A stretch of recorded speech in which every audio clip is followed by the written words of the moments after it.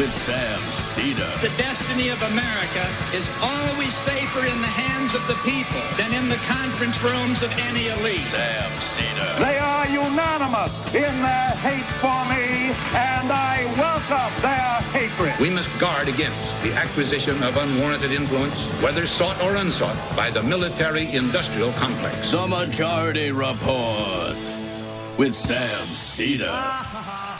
Ever get the feeling you've been cheated?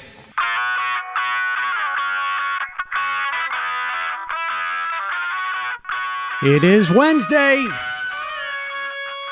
June 5th, 2019. My name is Sam Seder. This is the 5-time award-winning Majority Report.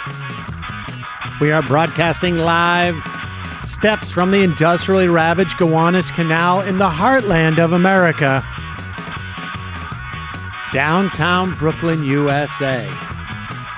On the program today, Republicans warn Trump over his Mexican tariffs. They threaten to maybe whisper more subtle critiques. Also on the program today, Democrats pass DACA legislation 2 decades in the making. It'll die in the Senate, like about 50 other bills that the Democrats have passed in 5.5 months.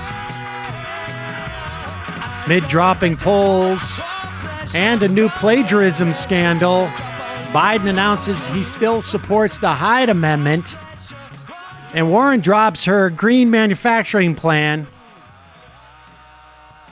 Payday lenders are back. It all started at a convention at the Trump National Doral Hotel. Yes. Trump administration fights the youth climate suit. And Steven Crowder's racism and homophobia has some intriguing bedfellows. Senate and House prep legislation to stop the Saudi weapons sale. Trump administration further shuts down access to Cuba. And Bernie heads to a Walmart shareholders meeting. Wait, what's the classic joke? A presidential candidate walks into a Walmart shareholders meeting. You won't believe what happens next. All this and more on today's program. Ladies and gentlemen, welcome to the show.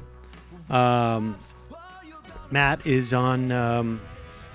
I don't know what to call this. Some type of weird vacation. Vision quest. Brendan's on the board. That's why I was waving like that. We gotta split the difference on the sound there. That's all right. There's something going up with the board. Can you guys hear yourselves? Yeah, we can hear. All right, good. We can hear. It's all No, you got it. I just the thing is like. You know how you listen to an album? Well, maybe people don't listen to albums anymore, but it used to be you'd listen to an album, and every time, if you listen to it a bunch of times, that's what I would do.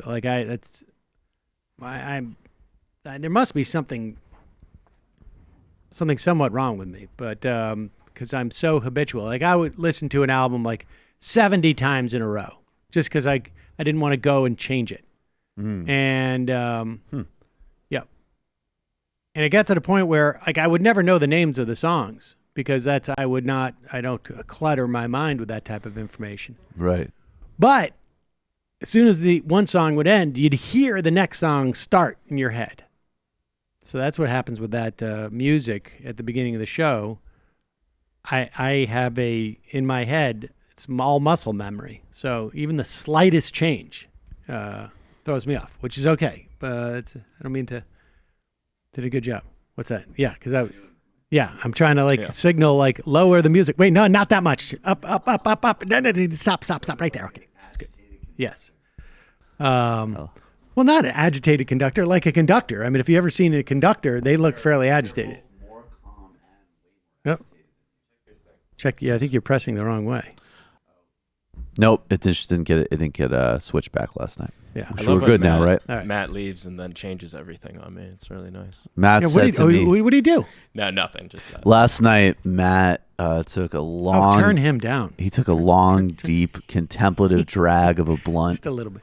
What? He did? and as the smoke wafted out of his lungs, he was just like, "I'm gonna mess everything up for Brendan tomorrow.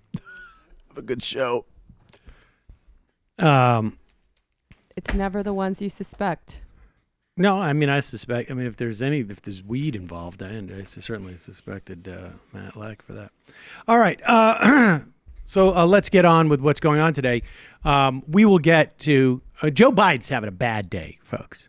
Super bad day, and I think it's going to get a little bit worse.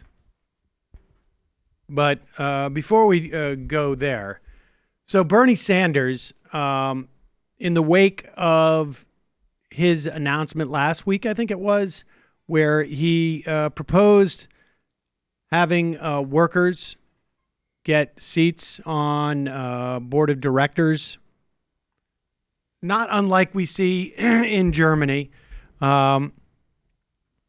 Labor unions in this country, I think, it would take some adjustment in terms of like trying to figure out how you maintain the relationship to management that is optimal, but also be able to sort of have some say in the governance.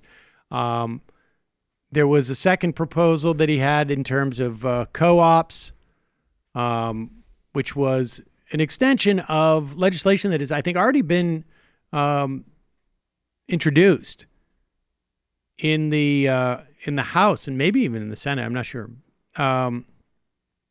which would allow for family-owned businesses that want to sell there to be a bridge loan fund from the U.S. government to allow and finance the purchase of that company by the workers.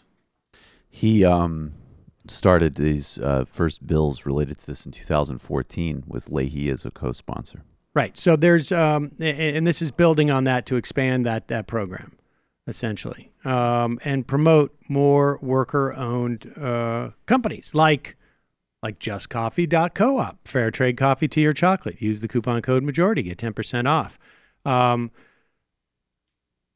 I have to say that the time I spent at Just Coffee, I imagine maybe there are some co-ops that are not done well, but I don't know. But this one was it was impressive in terms of the sense of supporting all of the workers. They support each other as workers and as co-owners of this entity, but they also support their suppliers with basically the same level of commitment that they support each other with. And so, this is what these businesses do. They protect communities as well as protecting the specific needs of the workers. So good stuff all around. In the wake of those proposals, Sanders was asked on behalf of workers at Walmart to go and head to the shareholders meeting to represent their perspective. Here is a video, Bernie Sanders en route.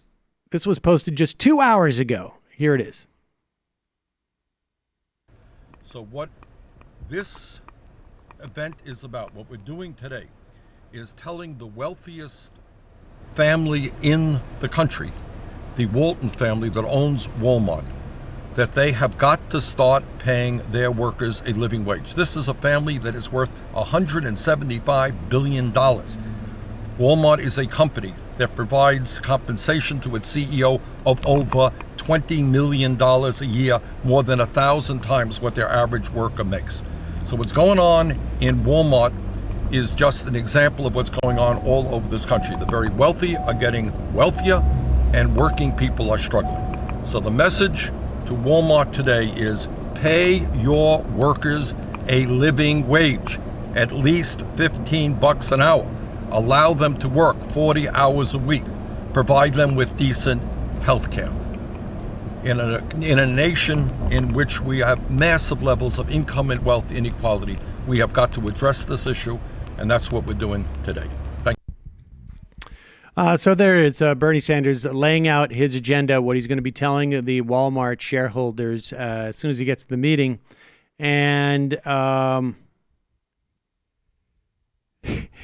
literally, this got tweeted out about 15 minutes ago, 20 minutes ago, half an hour ago, I guess. Cara Corday, who's with CBS News, she's a campaign reporter, tweets, before Senator Sanders takes the stage at the Walmart shareholders meeting. I guess at these meetings, you imagine it's like a boardroom or a conference table, but it's actually like a big theater because it's there's a lot of people. CEO Doug McMillon calls for Washington to raise the federal minimum wage. Quote, "It's time for Congress to put a thoughtful plan in place to increase the minimum wage." That's pretty good. Very reminiscent of when Governor Nixon of New York State was able to push all sorts of new legislation before she won the election. In fact, she never won the election, and still we got the benefits of that. We should always thank Cynthia Nixon for doing that. She honestly, really helped it, and no one else was willing to do that. She helped a lot. But nevertheless, there's Bernie already getting now. It's smart play by the CEO of Walmart to call for Congress to raise the federal minimum wage right now, because, and we'll talk about this, the U.S. Congress in the past 5.5 months has passed about 50 bills, some really good bills, that, of course, are going to go nowhere because of Mitch McConnell. And part of the reason why this story about the tariffs with Mexico is so important is it's conceivable that if Donald Trump is able to or actually imposes these tariffs, and his ability to do so unilaterally, I think is, I think it's quite possible. He does have the ability to do that. I think will seriously hurt the chances of the Republicans to maintain the Senate in 2020. But we will get to all that in a moment. Just remind you that one of today's sponsors is Skillshare. Anyone who goes to skl.sh/Majority Report 4, the numeral 4, is going to get 2 whole months of totally free access to Skillshare's entire library of super quality online courses and tutorials. Skillshare is a vibrant online learning community that offers courses on everything from design to video editing, photography, business, technology, cooking, meditation, everything in between. There are Skillshare courses for everyone. You'll have no problem finding courses that will be useful to you in both your personal and professional life when you want to sharpen your skills with something you already love doing, or if you want to learn how to do something totally new, Skillshare has you covered. They have courses for entrepreneurs, courses on computer coding, web development, personal nutrition, learning new languages, Photoshop, you name it. I mentioned yesterday that what I'm doing is I'm going through and I'm bookmarking some courses that I'm going to, I'll maybe be able to get to like 2 over the weekend. There's a 2-hour one on chess openings. Dominate with the Schillerman Gambit. I don't know what that is, but it's in there. How to take the perfect selfie. That I won't do, but I will do the portrait photography working with natural light. That I'm interested in. And it's the same thing. It's a distinction without difference, Sam. I don't want to take a selfie. Kidding. Science-based workout, proven exercise to gain muscle, improve training, and boost health and fitness. I saw your eyes perk up, your ears perk up with that one, Michael. And the productivity masterclass. Those are the ones I'm going to do it. And then maybe also think like a chef. That I would love to take that one. That would be awesome. And maybe the lucid dreaming too. All right. You're very intrigued by the lucid dreaming. I That's am. Interesting. I don't know. No, you should. Who wouldn't be? That's interesting. Intro to your business social media strategy. I think that's the problem. I got to get more time. I got to get rid of my kids. You can get 2 entire months of free access to every single course offered by Skillshare by going to skl.sh/Majority Report 4. That's why the first one I should take is the Productivity Masterclass. Create a custom system works for me if I can manage my time better. And I also think they have a class on time management. Just think of everything you'll have at your fingertips for 2 whole months. Again, that's skl.sh/Majority Report 4. We put a link in our in the YouTube post and in our podcast post, so check it out. And ladies and gentlemen, as you all know, we all want a haven, a place that feels uniquely you. With Joybird, you get a one-of-a-kind furniture crafted to your unique taste.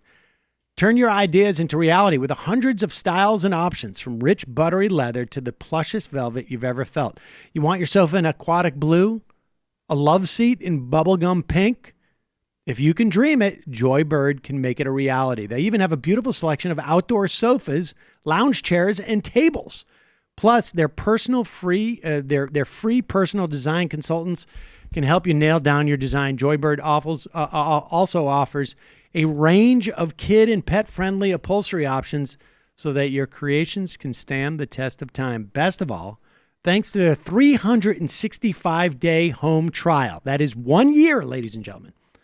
If you don't love your Joybird, you can return it for a full refund.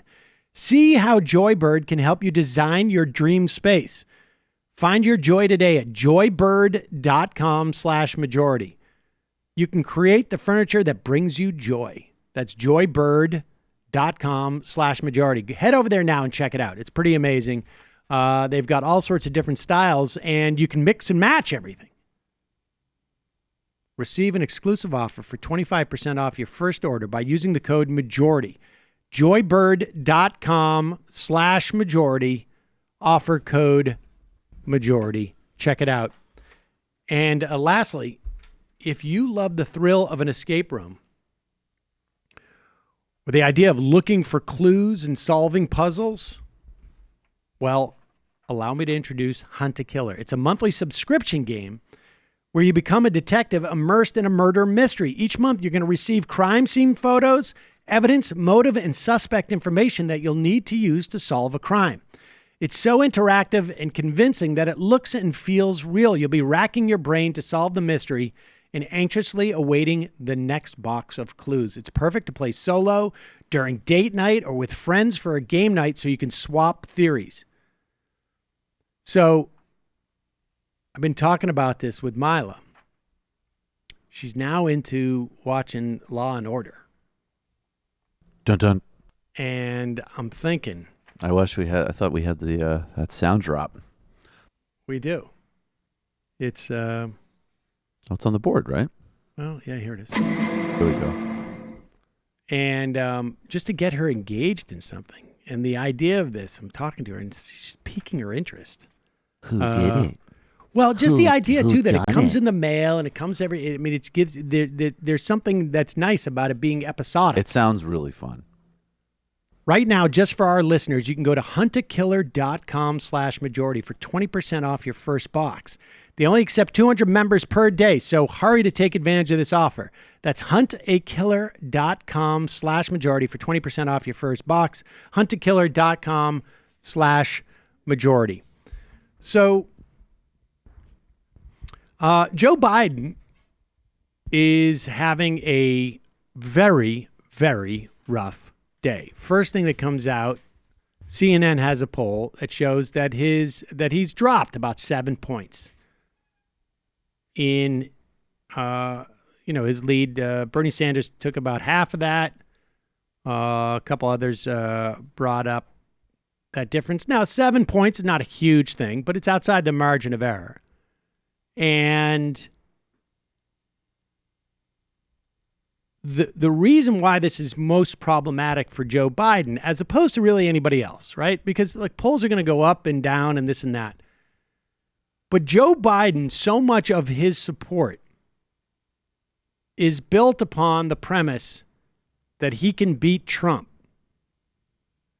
that there's this weird sort of feedback loop, I think, with the polls that is going to create a problem for him.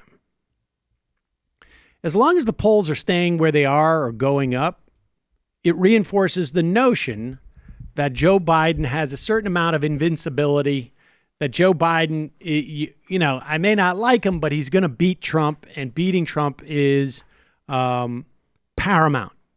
And I would agree that beating Trump is paramount. I don't necessarily agree that Joe Biden is a lock to beat Trump. In fact, I would argue that certainly there are people in the 2020 field who I think have less of a chance of beating Trump, but I think that Joe Biden is a much riskier pick, frankly, than the conventional wisdom has suggested. But putting that aside, what I think is really clear is that there's really no reason to believe that he is any more likely to beat Trump than maybe the top other, I don't know, half a dozen, 10 candidates. I'm just saying that off the top of my head. But his support is mostly, or I would say more than any other candidate by far, a function of this assumption that he can win. So if his polls start to drop, people start to question that premise. So this is very problematic for him. And the other problem he has is that his strategy has been to hide himself. And the reason why he's been doing that is because he wants to run a campaign as if he was the incumbent, as if there was a certain amount of inevitability, as if I don't have to sell myself because I'm just going to win, which is that's on some level, that's the message, right? Forgive me, Father, I've sinned. I'm not going to sell myself. And so when that's been your strategy, and part of it is that, as I have contended, Joe Biden is where Joe Biden's at right now because people see Joe Biden as Barack Obama's vice president. They don't remember the Joe Biden pre-Barack Obama's president. And I think Joe Biden's people don't want people to have really a good grasp on that. And the reason is because Joe Biden is a politician from a different era. And even in that era, he was a little bit too far to the right for Democratic constituencies. And even in that era, he was too sloppy. There is a quality about Joe Biden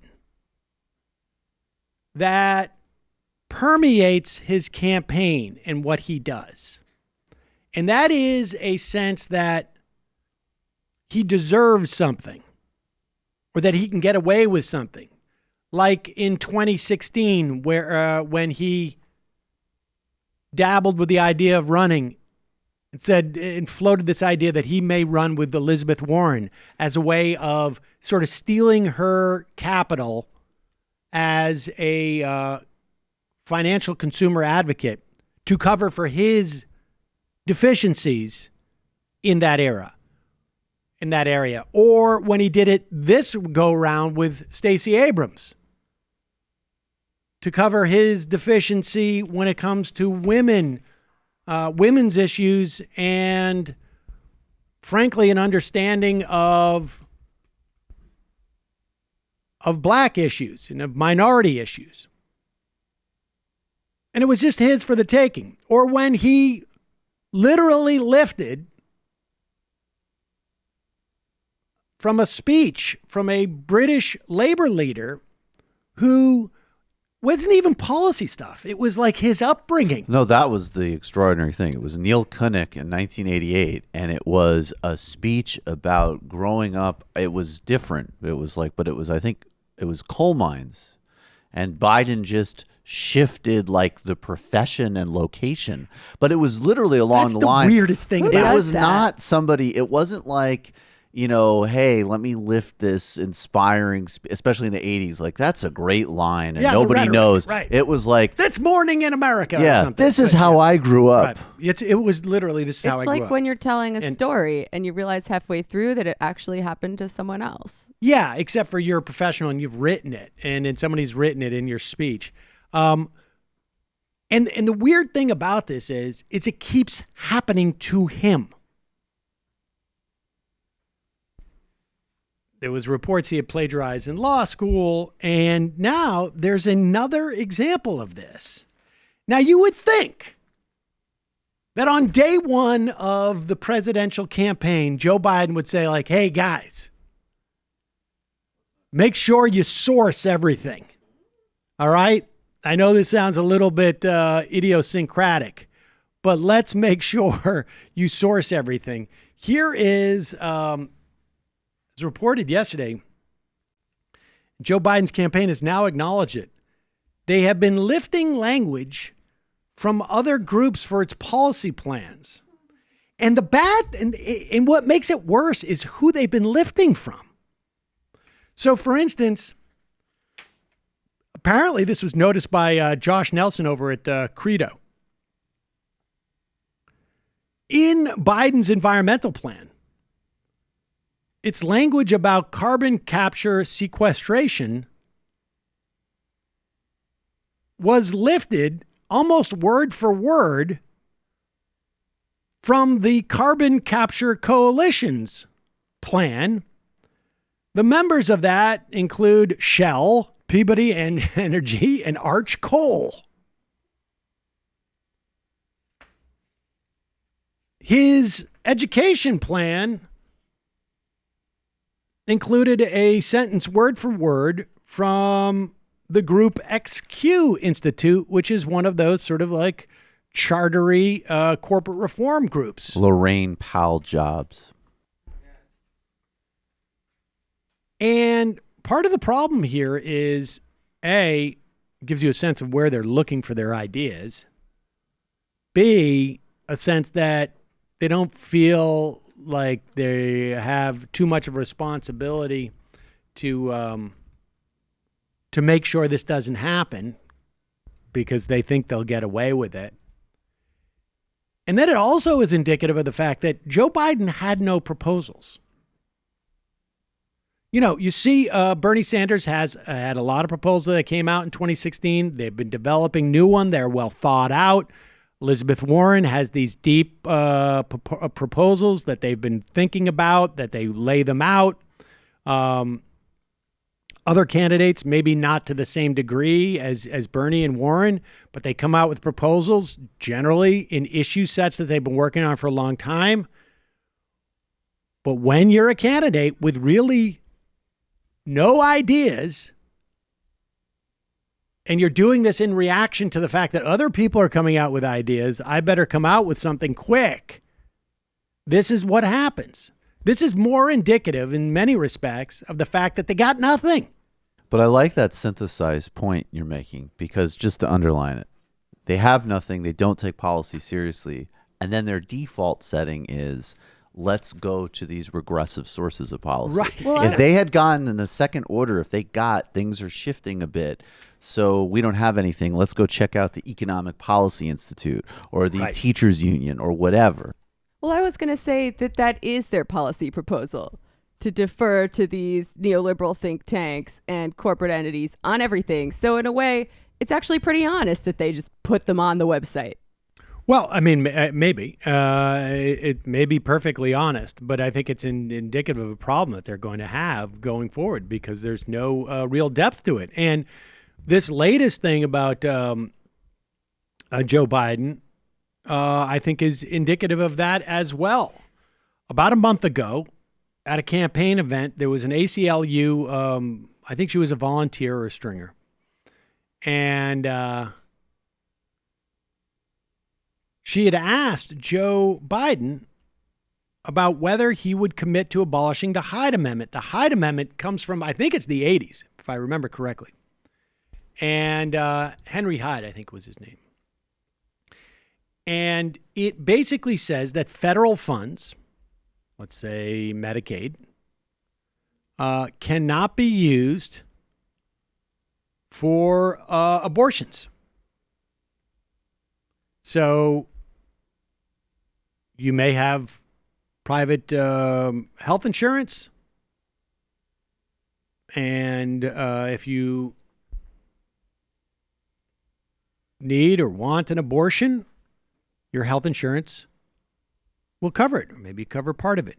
It's a decent health insurance. If you are a woman who is living in poverty, or up to now, and depending on the states, 133% of poverty, and you need an abortion,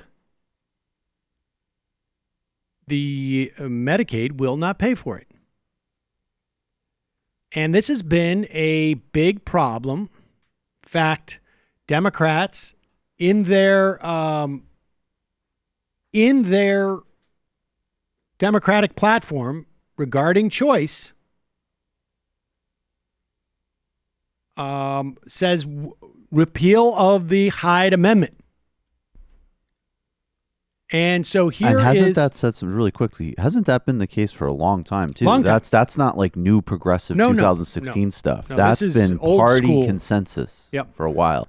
Here is an ACLU member asking a quick question of Joe Biden. This is about a month ago. I'm an ACLU Rights for All voter, and I have one quick question for you, and that is, will you commit to abolishing the Hyde Amendment, which hurts poor women and women of color? Yes, and by the way, ACLU member, I got a near perfect voting record my entire career. I heard you did, but I'm glad you just said you would commit to abolishing the Hyde Amendment. Right now, it has to be. It can't stay. Thank you. How are you, man? Sir. Yeah. Now, what's exceptional about this is not just Joe Biden's dismissiveness of like the question, the waving away. Odd. It was very odd. He just wasn't even paying attention to her. Like, I'm not, whatever. Yes. And she was great about this. Like, I'm asking you a question. You've given me an answer. Now I'm going to reiterate the question just to make sure that you heard it and understood it. Yes. And it comes out today that either Joe Biden lied in that moment, or that he just misspoke, couldn't understand what she was saying. Apparently, the story that his advisors are saying is that they thought she was referring to the Mexico rule, the Mexico City rule, which prevents federal aid money from going to organizations overseas that perform abortions. Now, I don't know how he could have misheard that. It was Hyde and Mexico City. They sound very similar. Very similar. There's a Y in both those things. But he has come out and said no. He still supports the Hyde Amendment. And this is a big problem. It is 4 decades now, I guess. 80s, almost 40 years. It bans federal funds being used for abortion, except for in cases of rape or incest, or to save the life of the woman. He apparently, is embracing it because he thinks it's going to set him apart. But it is, again, it really, in many respects, the Hyde Amendment is a real problem for women living in poverty, women of color, and apparently he's just okay with that, even though he has a near perfect record of voting to support women's rights. I also just think, or the ACLU in general, and I want to make a comment on voting records because it's a really shallow, sloppy way of looking at politics. Like, that was a big thing during Clinton and Sanders. Like, they vote the same way 90% of the time. And it's like, yeah, but the votes where they didn't were the invasion of Iraq, the Patriot Act. So, Joe Biden, I have no doubt, if you look at most of his career, is cast probably not actually necessarily in the beginning of his career, but probably in the 90s, he cast a lot of like generically the right sort of center-left votes. But the major votes, not only did he vote the wrong way on like things ACLU-wise, the Patriot Act, but he also like authored the crime bill. So, you know, don't get lost in these statistics, and these vote measuring schemes are, you know, or even like League of Conservation Voters. Somebody could have 90%. That's terrific. That means you voted the right way in a lot of things, but maybe you voted yes on the most environmentally destructive proposal of them all, which you far outweigh nice 90% of votes on other things. The problem's not so much voting records. The problem is more just sort of like looking at them statistically as opposed to looking them qualitatively and analytically. Right. Yeah. And so Joe Biden has a problem here, and it's going to be interesting to see how he deals with it. I think there's a reason why this is coming out now. I think this is in anticipation of the debates. People want to start on this guy quick and early. And so there it is. Here he is. Here's Biden's campaign saying he still supports the Hyde Amendment. Wait, is that what that is? What is that one? Okay. And here's one more problem with Joe Biden, I guess. And this, I think, you know, is consistent with this notion that he can, everything's for him. Whether it's Neil Kinnock's personal story of growing up, or whether it's Stacey Abrams' cachet with certain segments of the Democratic voting base, or there is a sense of that Joe Biden deserves something. It's entitlement. It's entitlement. And here he is. He's still trying to show, like, I'm not afraid of my personal space invasion issues. Come on. Sweetheart. Come on. Let me get your paper.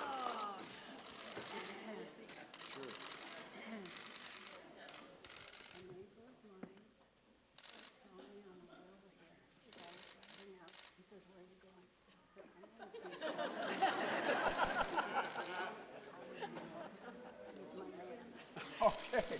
Glad I brought this in. That's not baloney. I'm not going to say that either. That's not baloney. We have a little secret going here. I want the press to know she pulled me close. I just want you to know, okay? All right? And I would delight it. Anyway. Weird. Women love that. I mean, maybe some do, but like, why? I'm being facetious. Seems like a bad idea to joke about that. I don't know. I'm going to start a campaign to start calling Biden supporters Biden bros, because as I've seen people pointing out on Twitter, he has made multiple women uncomfortable, according to the women, and he's terribly weak on abortion rights. So if anyone deserves to be bros, it's people who support that. I don't think you're going to have too much pushback on that, frankly.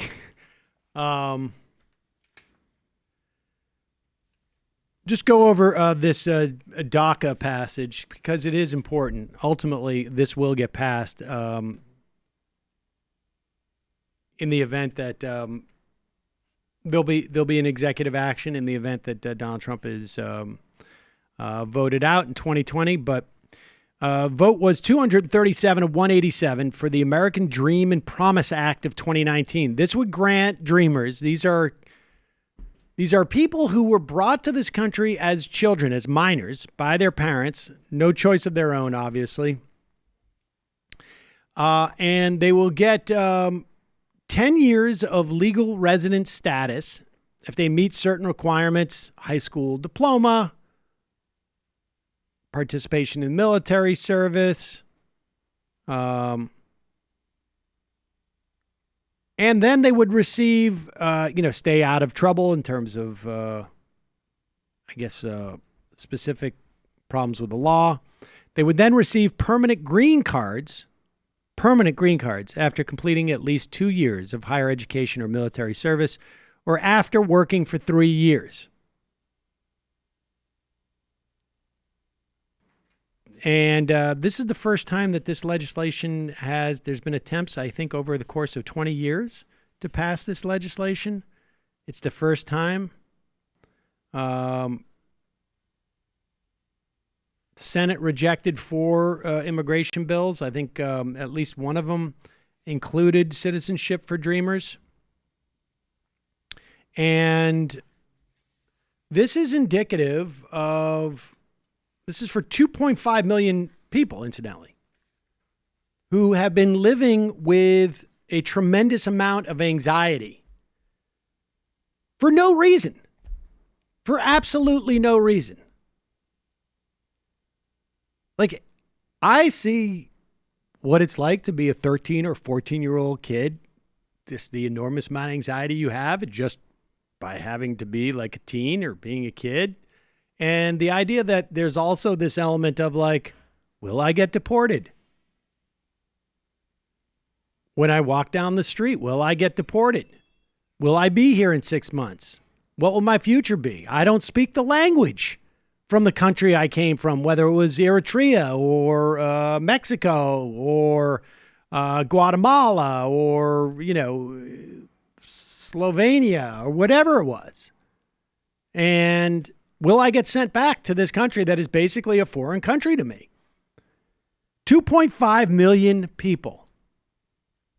Very easy for a lot of people to forget that there is a significant portion of our population that walks around in a constant low-grade sense of fear or potential doom just by the very nature of who they are, where they were born, what decision their parents made for them. And it's been passed. It's not perfect. There are provisions that allow the Secretary of Homeland Security the discretion to deny legal status to immigrants with certain juvenile judgments against them, gang affiliation, etc. But it's a step in the right direction. And it's indicative of what's been going on for 5 months. The House has taken up 51 bills since January, 49 of which they've passed. I think this was actually written before they passed this this DREAM Act. It was. Bills that include lower prescription drug prices, protect pre-existing conditions. Disaster aid is now passed, so I think that's 51 for 51. They passed H.R. 1, which had a whole host of reforms, bills to save net neutrality, bills to broaden background checks for guns, calls to put us back into the Paris Climate Accord. They passed the Violence Against Women's Reauthorization Act.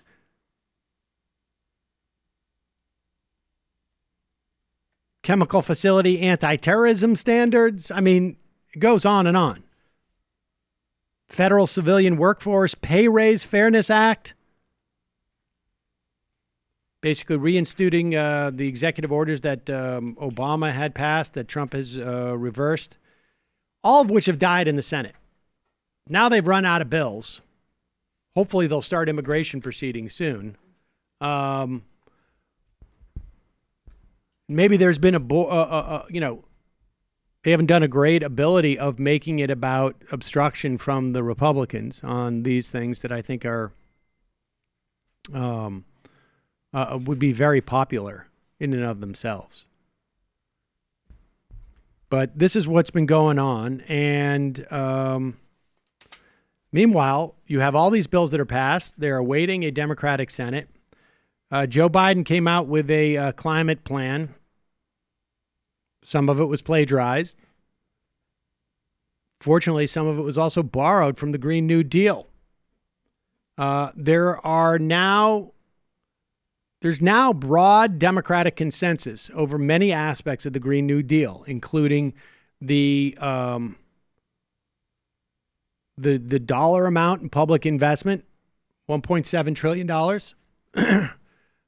The cost that would be laid on polluters, that there would end fossil fuel subsidies, that there would be economic justice protections for people displaced in the transition from their jobs. They would end drilling on public lands and offshore. There's been a lot of sort of like mainstreaming of these broad positions, not unlike we've seen with Medicare for All. And so there's a lot of encouraging things that are happening, at least to the extent that you can have encouraging things happening when you don't have the ability to do any of this stuff. Now, I can tell you right now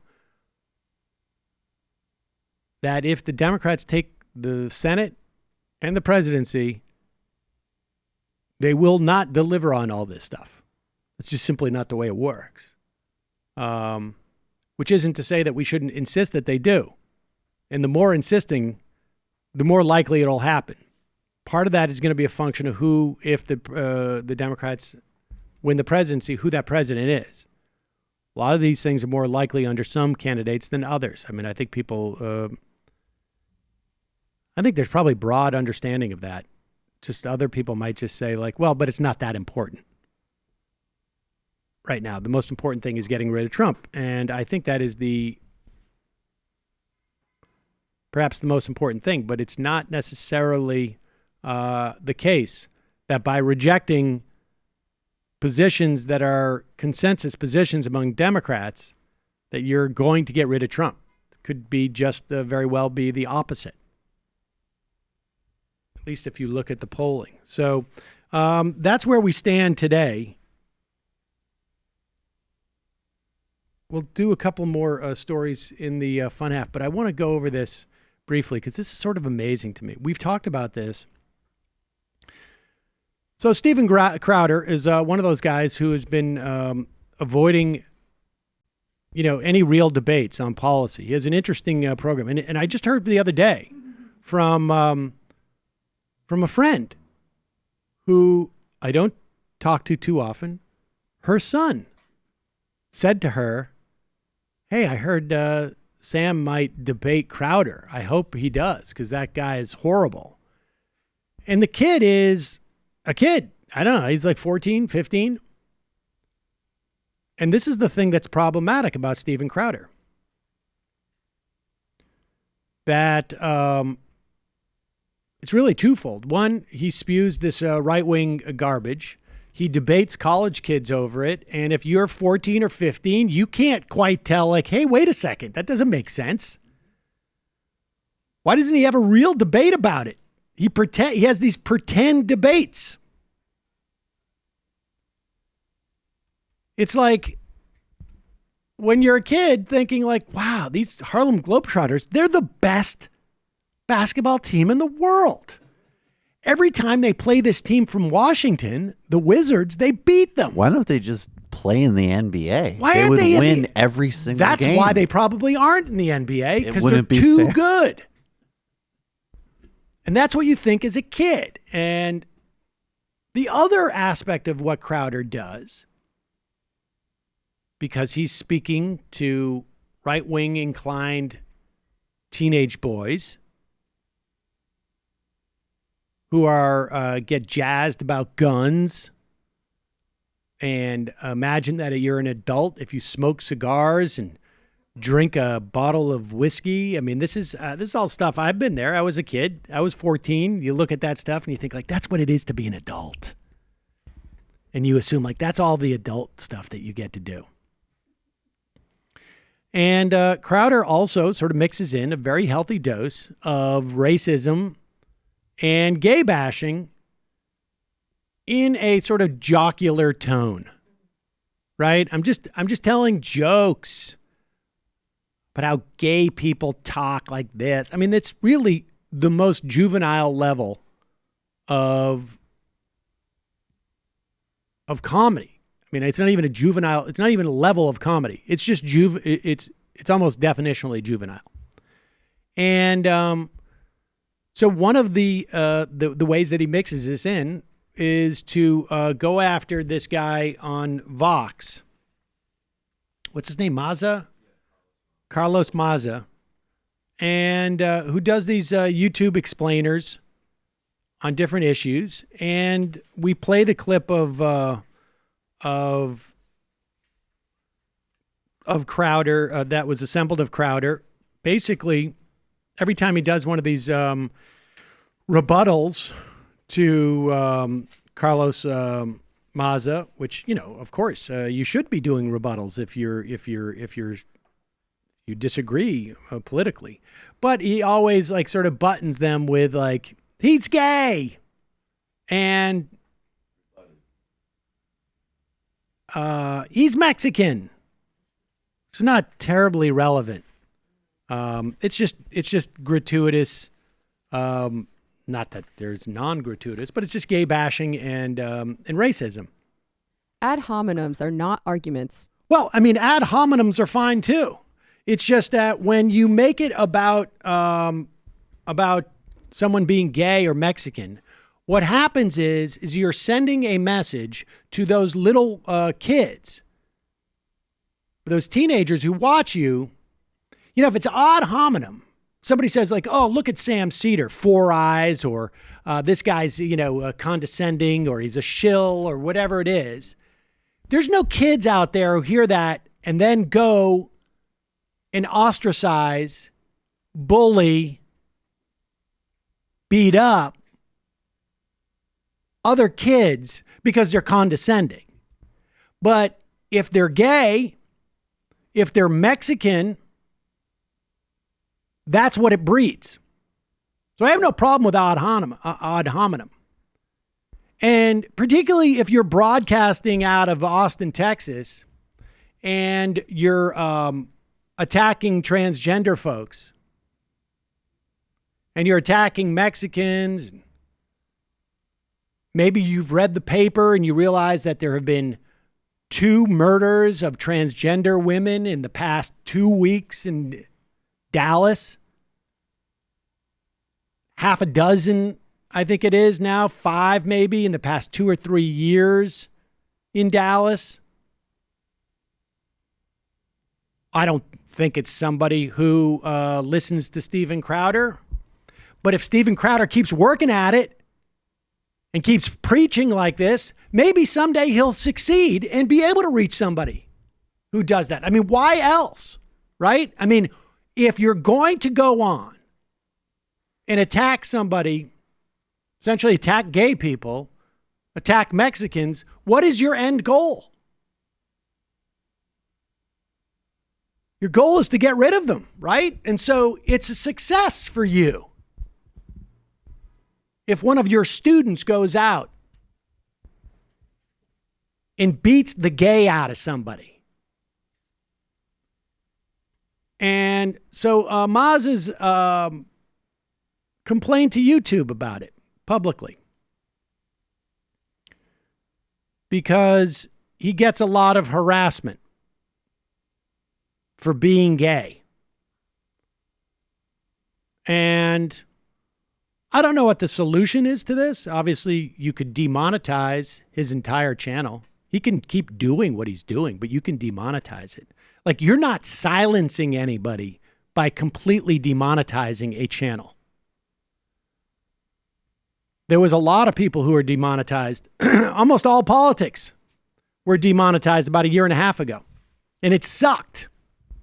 It sucked. But if that's what it takes, let's do it.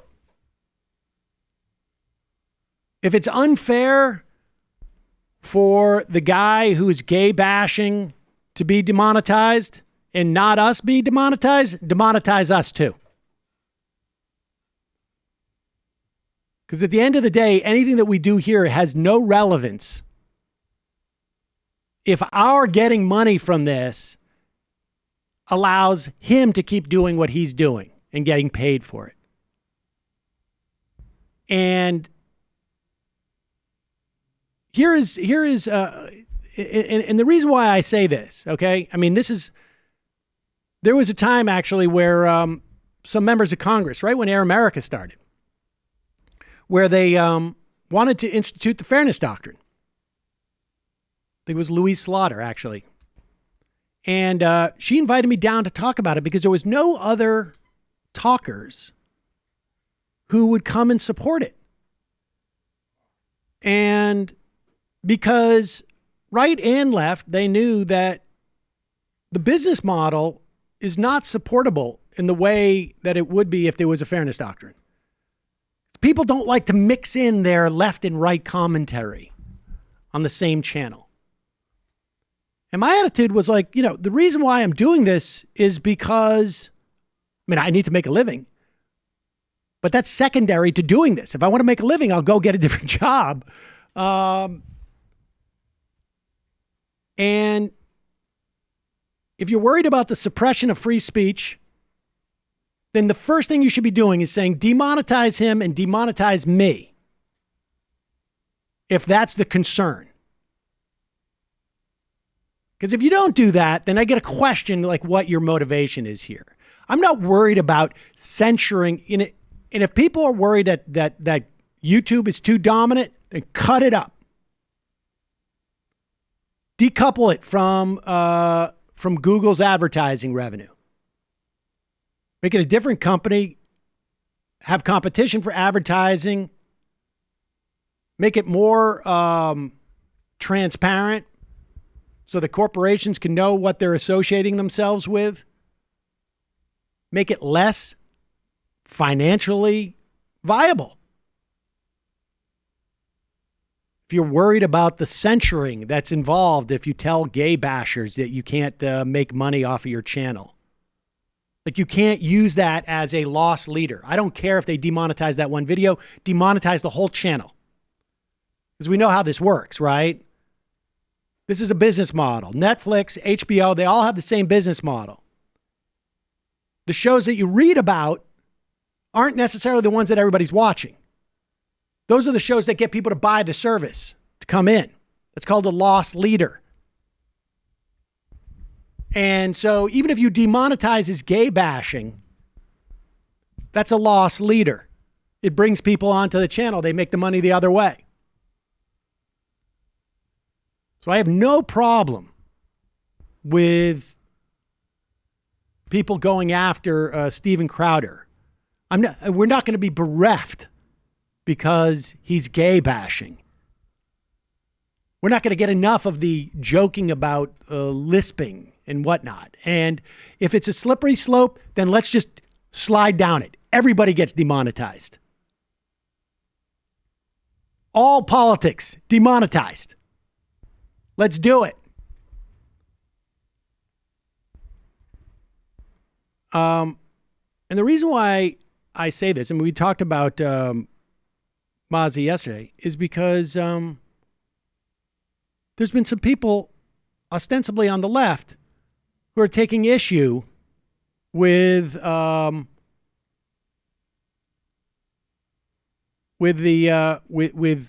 Mazza calling for Crowder to stop doing what he's doing. What's this? Is this Jimmy? Yeah. Yeah, here's our old friend Jimmy Dore, who was so toxic they had to jettison him from TYT. Oh, no, I know he wanted to go tour. He wanted to go tour. Here he is. To create smart, thorough, engaging content for YouTube. Pause it. He's reading off of Carlos Mazza's tweet where he is contacting YouTube and saying, like, look, I've been doxxed because of this guy. We also got this video from Progressive Voice, and I think he pulled it from his paywall stream, so it's a little bit low quality. But oh, is this one of Jimmy's paywall? This is what you got to pay to hear? Yeah. A company that claims to give a shit about LGBT creators. And it's miserable to have that same company helping facilitate a truly mind-melting amount of direct harassment. Really? Is this what your complaint? It's not funny. My family sees this shit. Oh, really? Really? What about the families of the Really? 85,000 kids that have been killed in Yemen? What about those families? Really? Really? My family sees this shit. I had to explain to my much younger sister what the fuck a Steven Crowder is and ask my siblings not to respond. I had to explain to my nephew what a fucking news dupe is who pushes war for a fucking military-industrial complex 24/7. I had to explain to them that Wolf Blitzer, Jake Tapper, Rachel Maddow, and Chris Hayes are warmongers and they're tools of the establishment, and that's why they'll never tell you the truth, which is why we have Trump as president. I had to explain that to my nephew. My family sees this shit. This guy, what a snowflake this fucking guy is. This isn't about silencing conservatives. I don't give a flying fuck if conservatives on YouTube disagree with me. Sounds like you do. But by refusing to enforce its anti-harassment policy, YouTube is helping incredibly powerful cyberbully. I'm being bullied, Carlos Maza. Jesus H fucking Christ. Anyway, if you want to help, I guess you can go to this dude's videos and flag them. But YouTube isn't going to do anything because YouTube does not give a fuck about queer creators. It cares about engagement. And homophobic, racist harassment is very engaging. Again, the problem isn't Crowder. There will always be a fucking assholes trying to get attention by being bigots. The problem is that YouTube is designed to give those assholes a megaphone, push new followers in their direction, and keep them listening. It's a weapon. Uh-oh. Sounds like he wants to get rid of YouTube. Let's see. Harassment isn't siloed either. Every time he makes one of these videos, his fans flood the comments on the original Fox video. So a piece I spent 4 weeks working on is drowning in homophobic and abusive comments and downvotes. All right, so there it is. Jimmy Dore poo-pooing the idea that this guy's getting attacked for being gay. There's a bit more here, finishing that thought. Comments and downvotes. Other Fox fans see it. It's humiliating. What is wrong with you? What is fucking wrong with you? Are you kidding me? You're upset that people are downvoting your videos? And you're humiliated? What in the fucking fuck is wrong with you? All right, whatever. I mean, I'm less concerned with his feeling humiliated and downvoted than Jimmy just saying that, well, who cares if Steven Crowder is gay bashing you because there are kids dying in Yemen? Maza, incidentally, one of his videos was about the media promoting here it is, how the media weapons fetish primes us for war.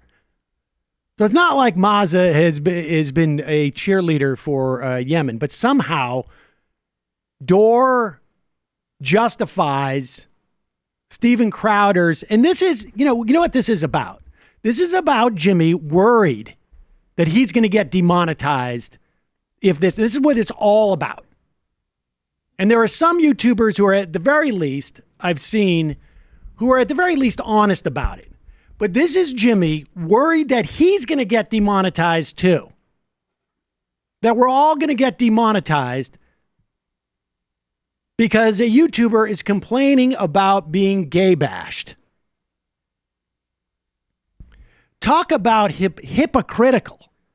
Jimmy Dore's entire channel has been built upon saying that people who make money, make too much money on cable television, that Chris Hayes is responsible for Donald Trump being elected. How is that the plan? I thought the plan was Jimmy was going to make sure that Hillary Clinton lost so the Democrats could learn a lesson. So that they could nominate Elizabeth Warren. Look that up. Oh my! Do you remember that? Was that it was? He said that in his debate with you. Oh, is that what he said? Yeah, I don't know, Elizabeth Warren. Like the kind of right, who he's now attacked himself.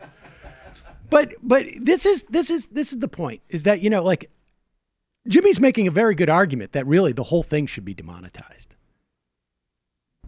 And I would say that TMBS is doing pretty well, and I'm not totally sure I agree with all this whole demonetize everybody thing. I just think it's incredibly hypocritical to say, like, we can't figure out how to deal with someone being gay bashed, and to equate, to poo-poo the idea that Mazda doesn't care about conservatives disagreeing with him and then laugh like, oh, it seems like you do. I think what he's referring to is I don't like the fact that he's calling me, he's basically queer baiting me. We all know that if you complain about being doxxed, that means that you don't care about the genocide in Yemen. Well, he's making kind of a weird argument. He's saying, like, don't hate the player, hate the game. YouTube financially incentivizes people to do hate speech, therefore they're going to do it. And then YouTube is hypocrites if they censor it. But like that kind of argument could be extended to like capitalism as a whole, right? It doesn't get the abusers off the hook.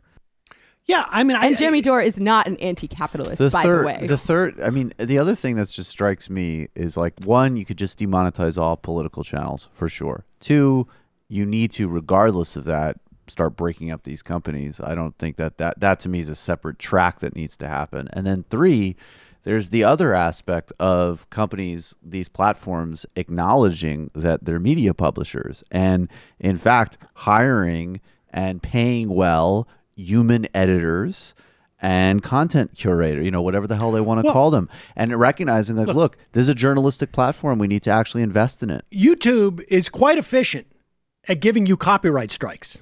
There you go. Okay?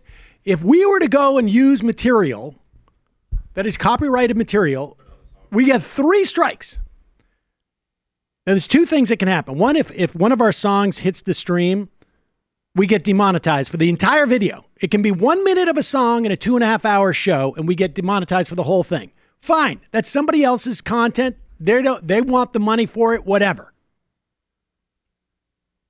We can also get a community strike against us if we use copyrighted material without the permission, without the credit, and we don't have fair use for it. So YouTube can demonetize. We get 3 copyright strikes, 3 community strikes. We are demonetized. Period. As a channel. There's no reason why they can't do that. And I just would say, and obviously they can do that with machines and algorithms and AI and stuff like that. But I think with, what I would say about the need to actually have editors and so on is, for what it's worth, like, I think that if you were a channel that maybe you could even make a distinction that, okay, whatever. If you do political opinion, demonetize it. Sure. Okay. That's one proposal. But if you did anything having to do with an actual journalistic enterprise, and one thing that I do see as a potential problem that's much bigger than Jimmy Dore whining about this, but as I say, like the way Facebook has treated Telesaur as an example is a huge problem.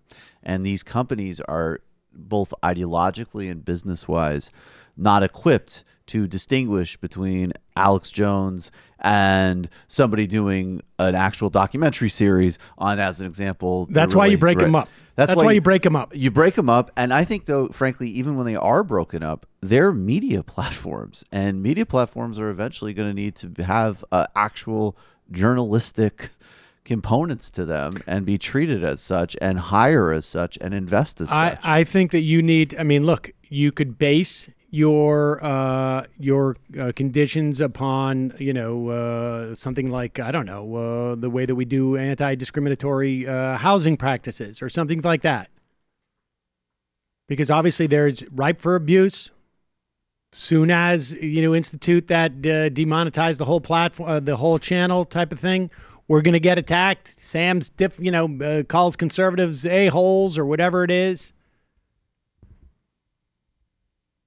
But you can make it about religion. You can make it about, and you would have to assess it on a complaint by complaint basis.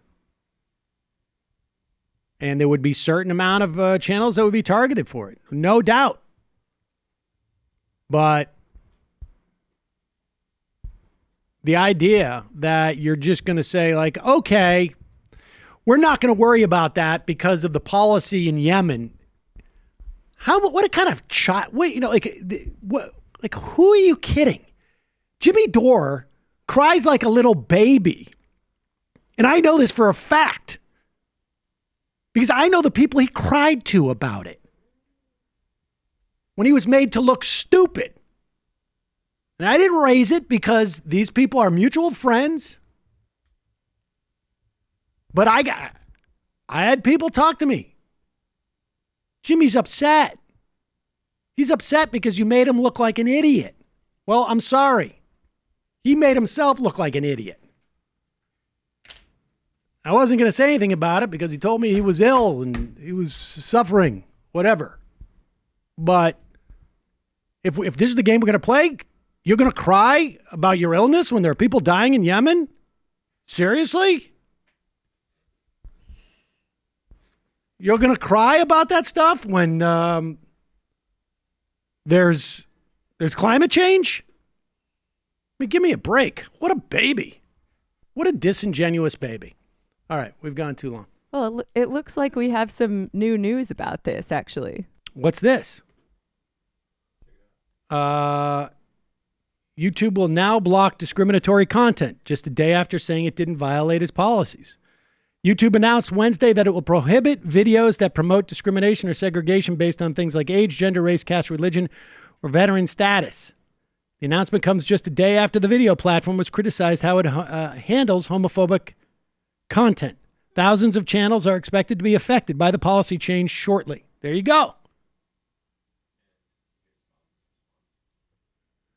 YouTube's new anti-supremacy policy is a joke, a shiny prop meant to distract reporters and advertisers from the alley, which is YouTube doesn't actually enforce any of these documents.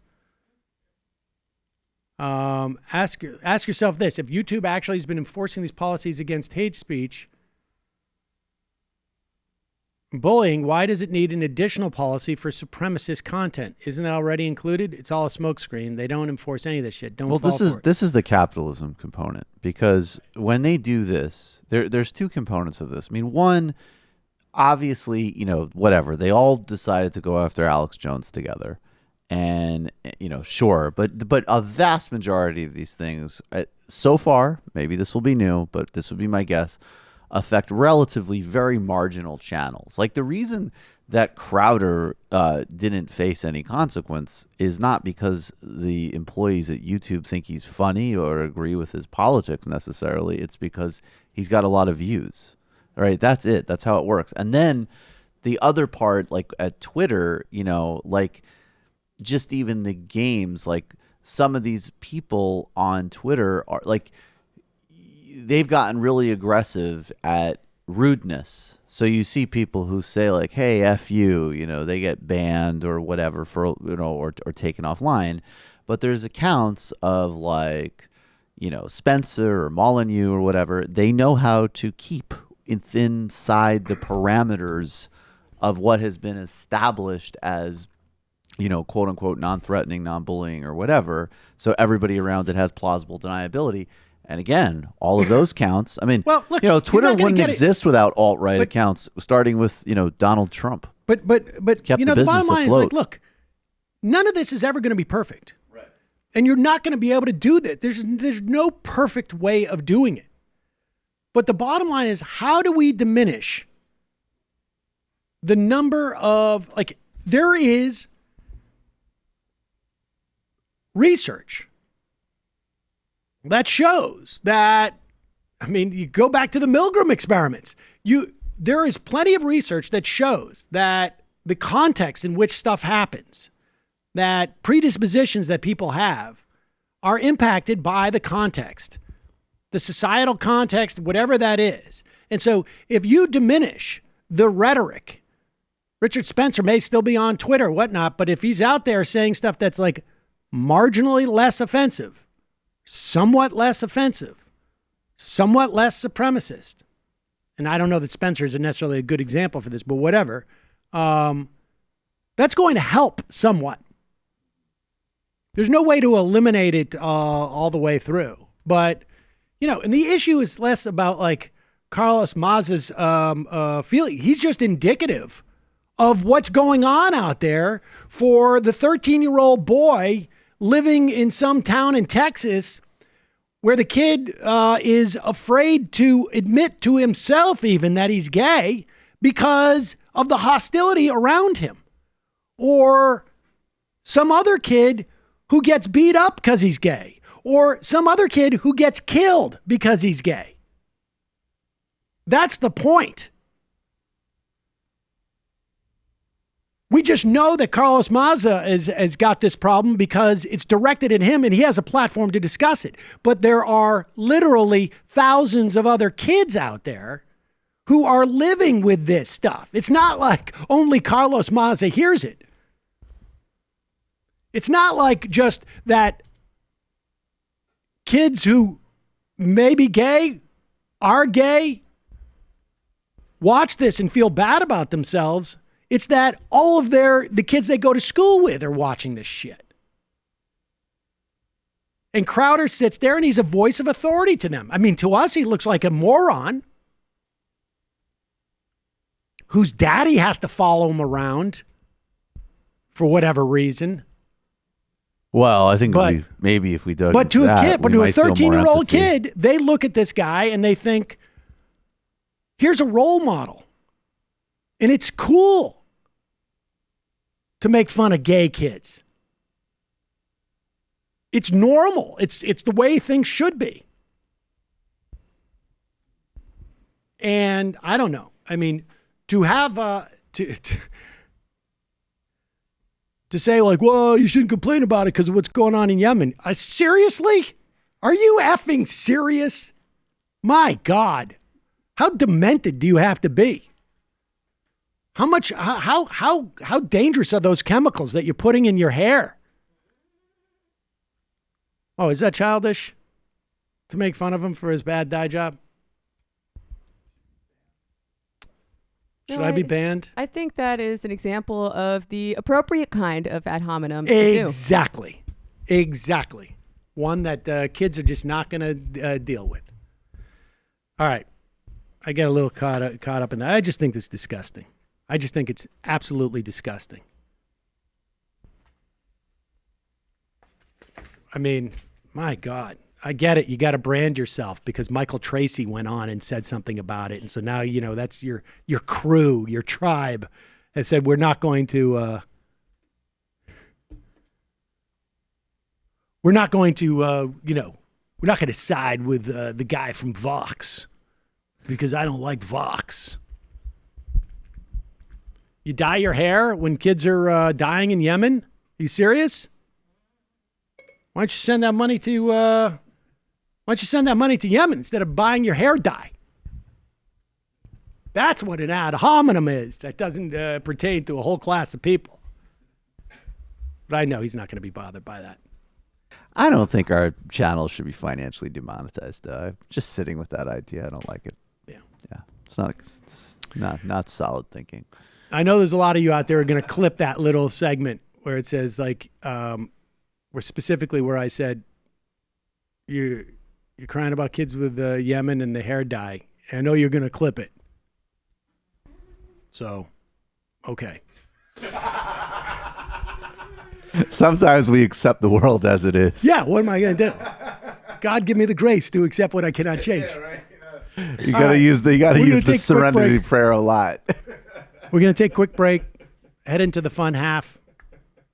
Your support makes this show possible. Become a member today. Join themajorityreport.com so that when they demonetize this on YouTube, we can still do this. Built this nice studio. Well, they don't need to demonetize us now because they're taking down the hate speech. I mean, look, I'm being sincere about this. If there's no way to do it that doesn't threaten our revenue, then our revenue will be threatened. But honestly, this is where I agree. I like this, but this is where having an actual journalistic enterprise comes in. Like, the literal distinction and even ability, frankly, to say even as clear as we are on the ideological line, like it's obvious the difference between, an editorial that I think is distasteful, stupid, wrong in The Economist that I will critique, that I might mock, but it absolutely should not be demonetized or bothered or interfered with. I mean, we need to be able to make these actual basic analytic distinctions. It goes well beyond this. This actually is going to our ability to have an open society in the internet age. Yes. I mean, this is the role that journalism is supposed to play. It was what my argument about why my getting fired, frankly, over that tweet was a failure, because I could understand why advertisers to this show would be nervous about that and leave the show. Fortunately, they did not, largely because basically commercial forces. Marin basically said, you can't advertise on our show if you leave a Seder show. But I understood what was going on in their heads, because they don't have divisions and money to assess the nature of that tweet, the nature of the attack, and whatnot. Now, if you're a media company like MSNBC or CNN or ABC or whatever it is, you literally have an army of reporters and editors and people who are paid money to assess what is at least somewhat real.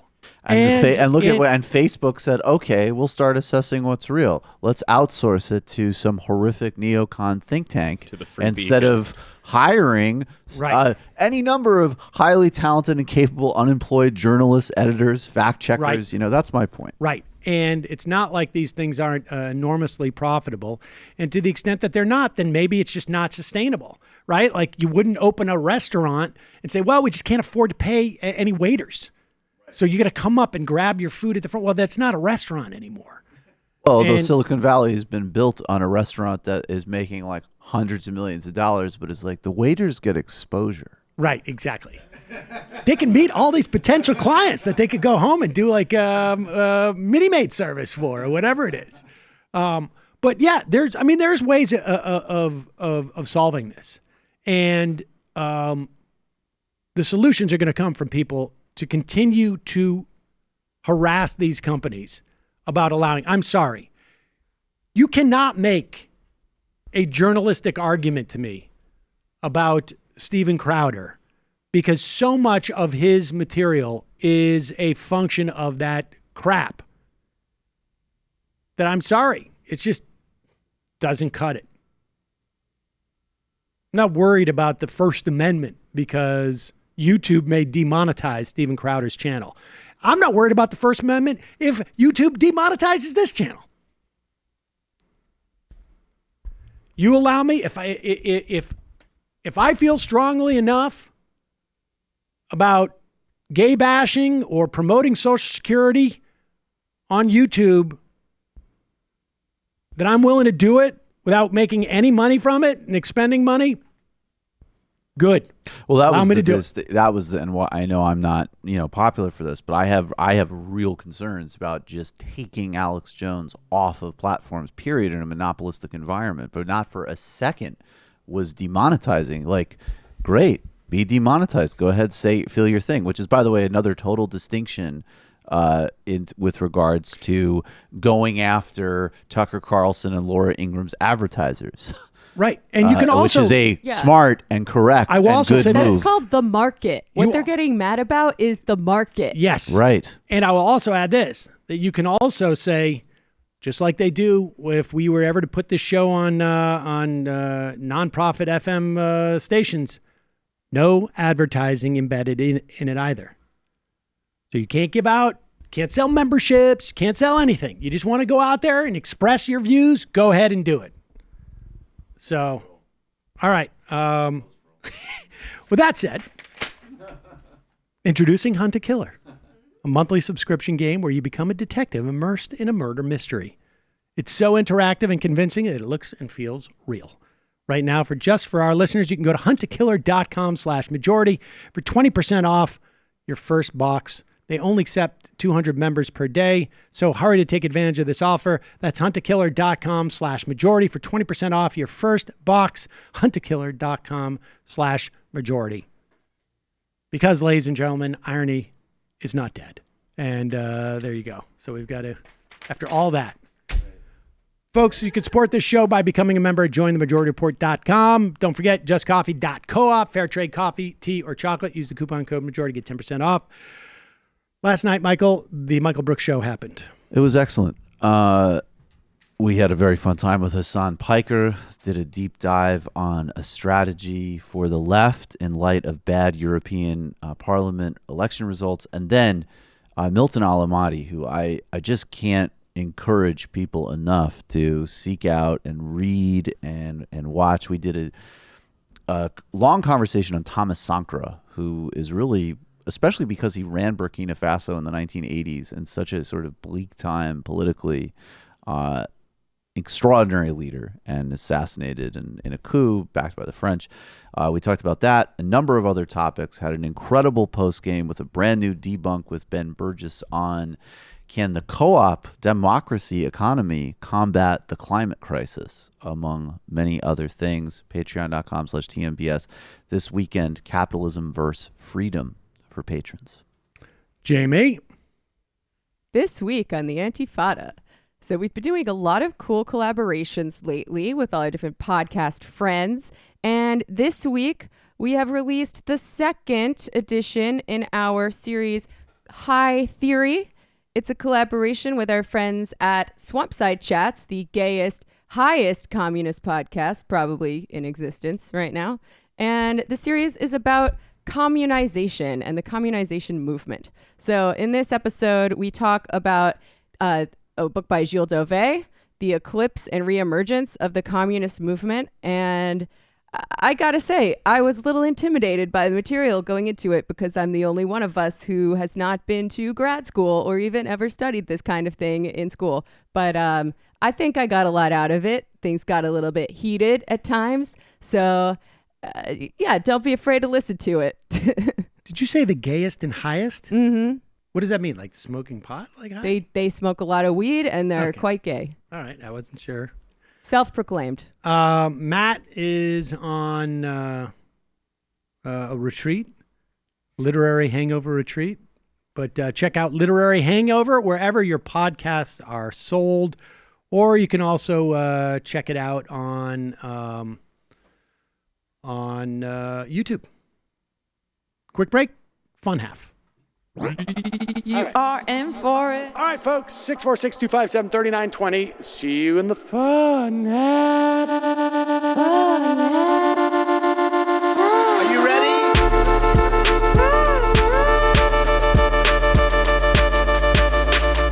Who sent us this? Alpha males are back. Boy is back. And the alpha males are back. Just as delicious as you can imagine. The alpha males are back. Boy is back. And the alpha males are back. Just wanna degrade the white man. Alpha males are back. I take all of it in my throat. Alpha males are back. Almost says what? The alpha males are back. You are a madman. And the alpha males are back. I am a total cunt.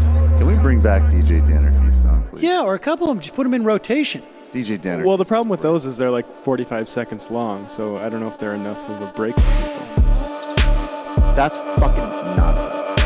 Hey, folks, reminder. I do not have Parkinson's. And the alpha males are psych. Fuck 'em.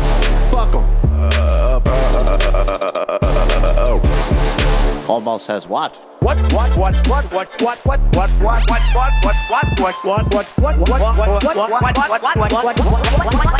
says what? Hell of a lot of bank. Hell of a lot of bank. Hell of a lot of bank. Hell of a lot of bank. Hell of a lot of bank. All lives matter. Have you tried doing an impression on a college campus? I think that there's no reason why reasonable people across the divide can't all agree with this. Psych. The alpha males are back. And the Africans are black. Africans and the alpha males are back, back, back, back, back, back. And the Africans are black, black, black, black, black, black, black. See Donald Trump out there, doesn't a little part of you think that America deserves to be taken over by jihadists? Keeping it 100. Can't knock the hustle. Come on, fuck 'em, fuck 'em, fuck things I do for the bigger game plan. By the way, it's my birthday. Happy birthday to me, Jew boy. I have a thought experiment for you. And the alpha males are back, back. Africans are black, black. Alpha males are back, back. Africans are black, black. Come on. Come on. Come on. Someone needs to pay the price for blasphemy around here. I am a total pussy. We are back. Sam Seder on the Majority Report. That's going to be a long clip. That last one. Oh, yeah. That one's getting clipped first. We didn't even get the Michael Tracy's dumb... That's fine. He doesn't Who matter. We cares? shouldn't give him any more It's attention. absolutely true, actually. But it does, it's whatever. I don't want to get back into that. God. Save it.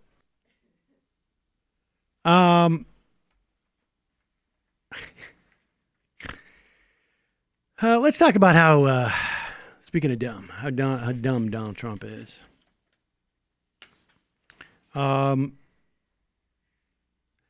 So Donald Trump is running a base election. That's probably not. I don't know what his different options are, but he certainly feels comfortable with that. Maybe that'll work. Maybe he will win again in a similar fashion. But here he is with Piers Morgan. Piers Morgan, this blowhard, went back to Britain. I guess he got a job there. And this is probably the last time he'll interview Donald Trump. He probably knows it. Aw. Yeah. And so why not? Here he is. He goes all in, presses Donald Trump on climate change, and Donald Trump handles it with aplomb. About climate change. What he really wants and what he really feels warmly about is the future. Pause it for one second. Let's go back. Who's he talking about? He's talking about Prince Charles. Prince his Charles. Conversation Right. with Prince Charles. Yes, his conversation with Prince Charles. Prince Charles feels warmly about the environment, just so you know. He wants to make sure future generations have climate that is good climate as opposed to a disaster. And I agree. I did mention a couple of things. I did say, well, the United States right now has among the cleanest climates there are based on all statistics, and it's even getting better because I agree with that. I want the best water, the cleanest water, crystal clean, has to be crystal what clean people want, if you air. don't mind me saying, Mr. Brother, what people want to hear from you about climate change is that you basically understand that almost every scientist that looks into this believes climate change is a very real and present danger. And if we don't tackle it now, and America has to lead the way along with China and India, then we're going to be in serious trouble. Do you accept that? Well, you know, you just said it. China, India, Russia, many other nations, they have not very good air, not very good water in the sense of pollution and cleanliness. If you go to certain cities, I'm not going to name cities, but I can. If you go to certain cities, you can't even breathe. And now that air is going up. So if we have a clean, in terms of a planet, we're talking about a very small, very small distance between China and the U.S. or other countries. Sure, I think there's mutual responsibility. No, but there is, but they don't do the responsibility. But do you personally believe in climate change? I believe that there's a change in weather, and I think it changes both ways. Don't forget, it used to be called global warming. That wasn't working. Then it was called climate change. Now it's actually called extreme weather. Because with extreme weather, you can't miss. Look, we have a... Well, it's just unbelievable. Extreme weather. Now, I know we shouldn't worry at all about climate change because of Yemen, because of Donald Trump's bombing in Yemen. I don't know how we work that. But the bottom line is that, this is clearly a guy that, this is what we're stuck with. And the rest of the world sees this. And rightfully, I think, says there's something really problematic about that country, that they would elect this lunatic. What, you don't want crystal clean water? I do. I want crystal clean water. Crystal clean. Crystal clean. Hashtag me too. There you go. I mean, I don't know what you say about that. This is a guy who's just like adamant about not acknowledging climate change because he's I don't know what he believes, but it's either just he's regurgitating what he's heard on right-wing talk radio, or he just knows I can't acknowledge it. Well, he's actually making another nationalist argument in a way. I mean, we all know the old talking point that they always use about if it's, if China and India, blah, blah, blah. But the way he's like specifically juxtaposing, like, we're good, we're clean, right, crystal clean. We've done our job. So that does it. We've done our job, and then all the other subtexts. Everyone says we have the best climates. Calling from a 312 area code. Who's this? Where are you calling from? 312 area code. Who's this? Where are you calling from? Southern Illinois. My name is Jay. Jay, what's on your mind?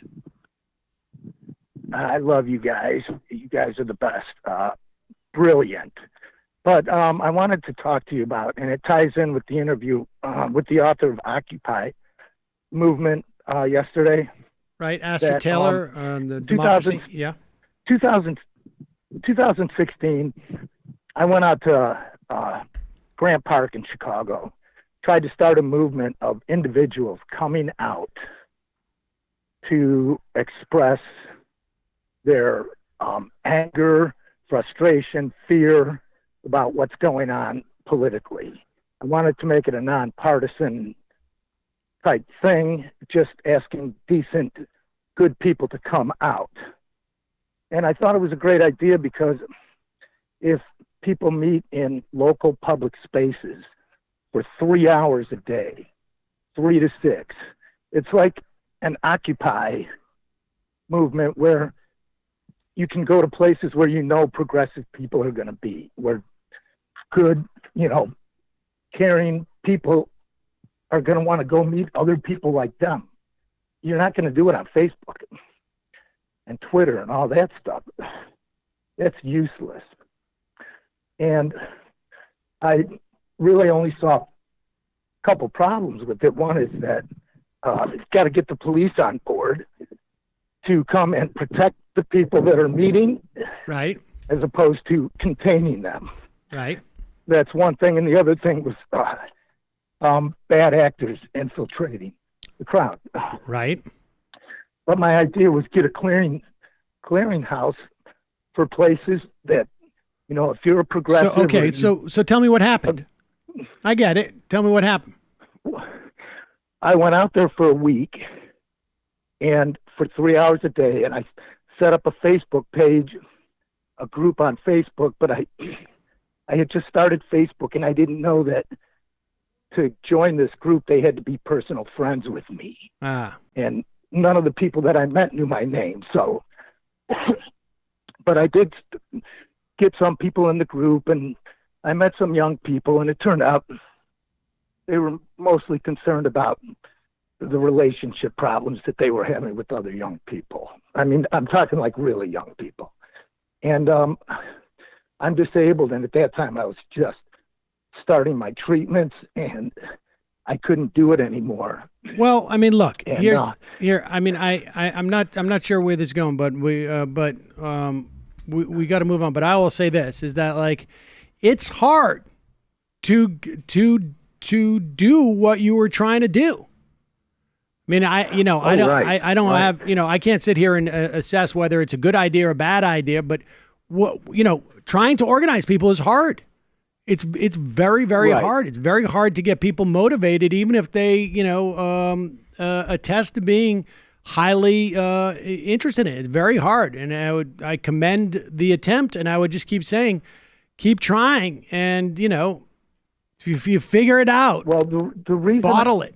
The reason that I thought it was a good idea was because in my little town, there's a local library. If there's a place on the internet where I can look and see in my town, where's a good place to meet progressives, I can meet other progressives in that town there, and nobody can come and say, you can't have a rally here. You can't meet here. because I'm at the library.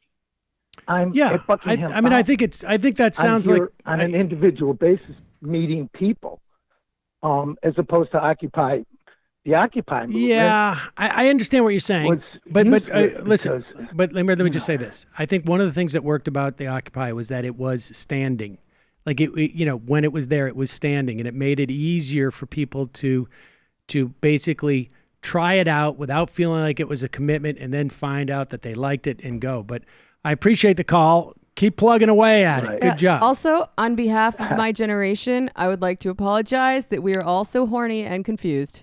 There you go. There you go. It's a real problem. Calling from a 317 area code. Who's this? Where are you calling from? Sam? Yeah. Who's this? This is Sean from Indiana. Sean from Indiana. What's on your mind? I don't know if you guys have seen the show When They See Us or not, but man.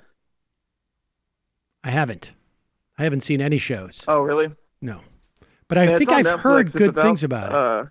The Parkland 5 from the 80s.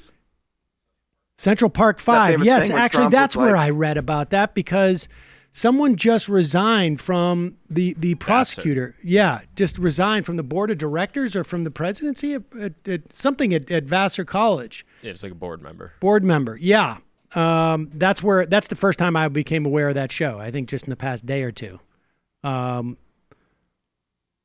We did an interview with who did the documentary? Was it Ken Burns? Yeah, we did an interview with Ken Burns about the documentary. Must have been about 4 years ago, maybe 5 years ago, maybe more. You can search for it, but yeah, I will check that show out. Oh, really? Yeah, I appreciate it. Yeah, man, it was really... Oh, thanks. All right. Just Google Majority Report Central Park 5. I think you'll find it. Here is Donald Trump in his press conference with Theresa May. I guess this was from yesterday or 2 days ago. Talking about his plan. Now, remember, his plan, as far as I know, kicks in June 10th, he says. That if Mexico does not stop immigrants from entering its country, presumably so they can basically knock on our door to get into our country, then he will levy a 5% tariff on Mexican goods coming into this country, which will undoubtedly start off by hitting people living in lower incomes. It will then ultimately impact businesses that are selling to these people because the product will jump by 5%. And then he says every month after that, he's going to raise it 5% until it's 25%. And I don't really have a sense, frankly, of what kind of deprivation this is going to cause, to be totally honest with you. I do have a sense that it will severely hurt Republicans' chances of maintaining the Senate. So I need to do a little more digging before I publicly advocate for Donald Trump to do this. It'll be interesting to see as an experiment what happens when the president has no idea what he's talking about. But I imagine he will wriggle out of this in some way. But here he is talking about how, I don't know, what he expects Mexico to do, basically build their own wall.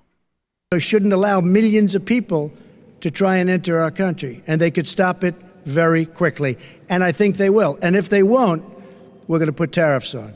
And every month those tariffs go from 5% to 10% to 15% to 20% and then to 25%. And what will happen then is all of those companies that have left our country and gone to Mexico are going to be coming back to us. And that's okay. That's okay. But I think Mexico will step up and do what they should have been done. And I don't want to hear that Mexico is run by the cartels and the drug lords and the coyotes. I don't want to hear about that. A lot of people are saying that. Mexico has something to prove. But I don't want to hear that they're run by the cartels. You understand. You report on it all the time. A lot of people do. That would be a terrible thing. Mexico should step up and stop this onslaught, this invasion into our country, John. Wow. I love how he says, like, I don't want to hear me say that they're run by cartels and coyotes and whatnot. Like, yeah, I was going to say, you have an excellent opportunity to stop having that experience. It'll be interesting to see if this works and how he wriggles out of this if it doesn't. What was it? We said, what was it? Lord, give me the strength to accept what I cannot change and the courage to change what I can. There you go. There you go, dude. Also, coyotes are not high in the hierarchy.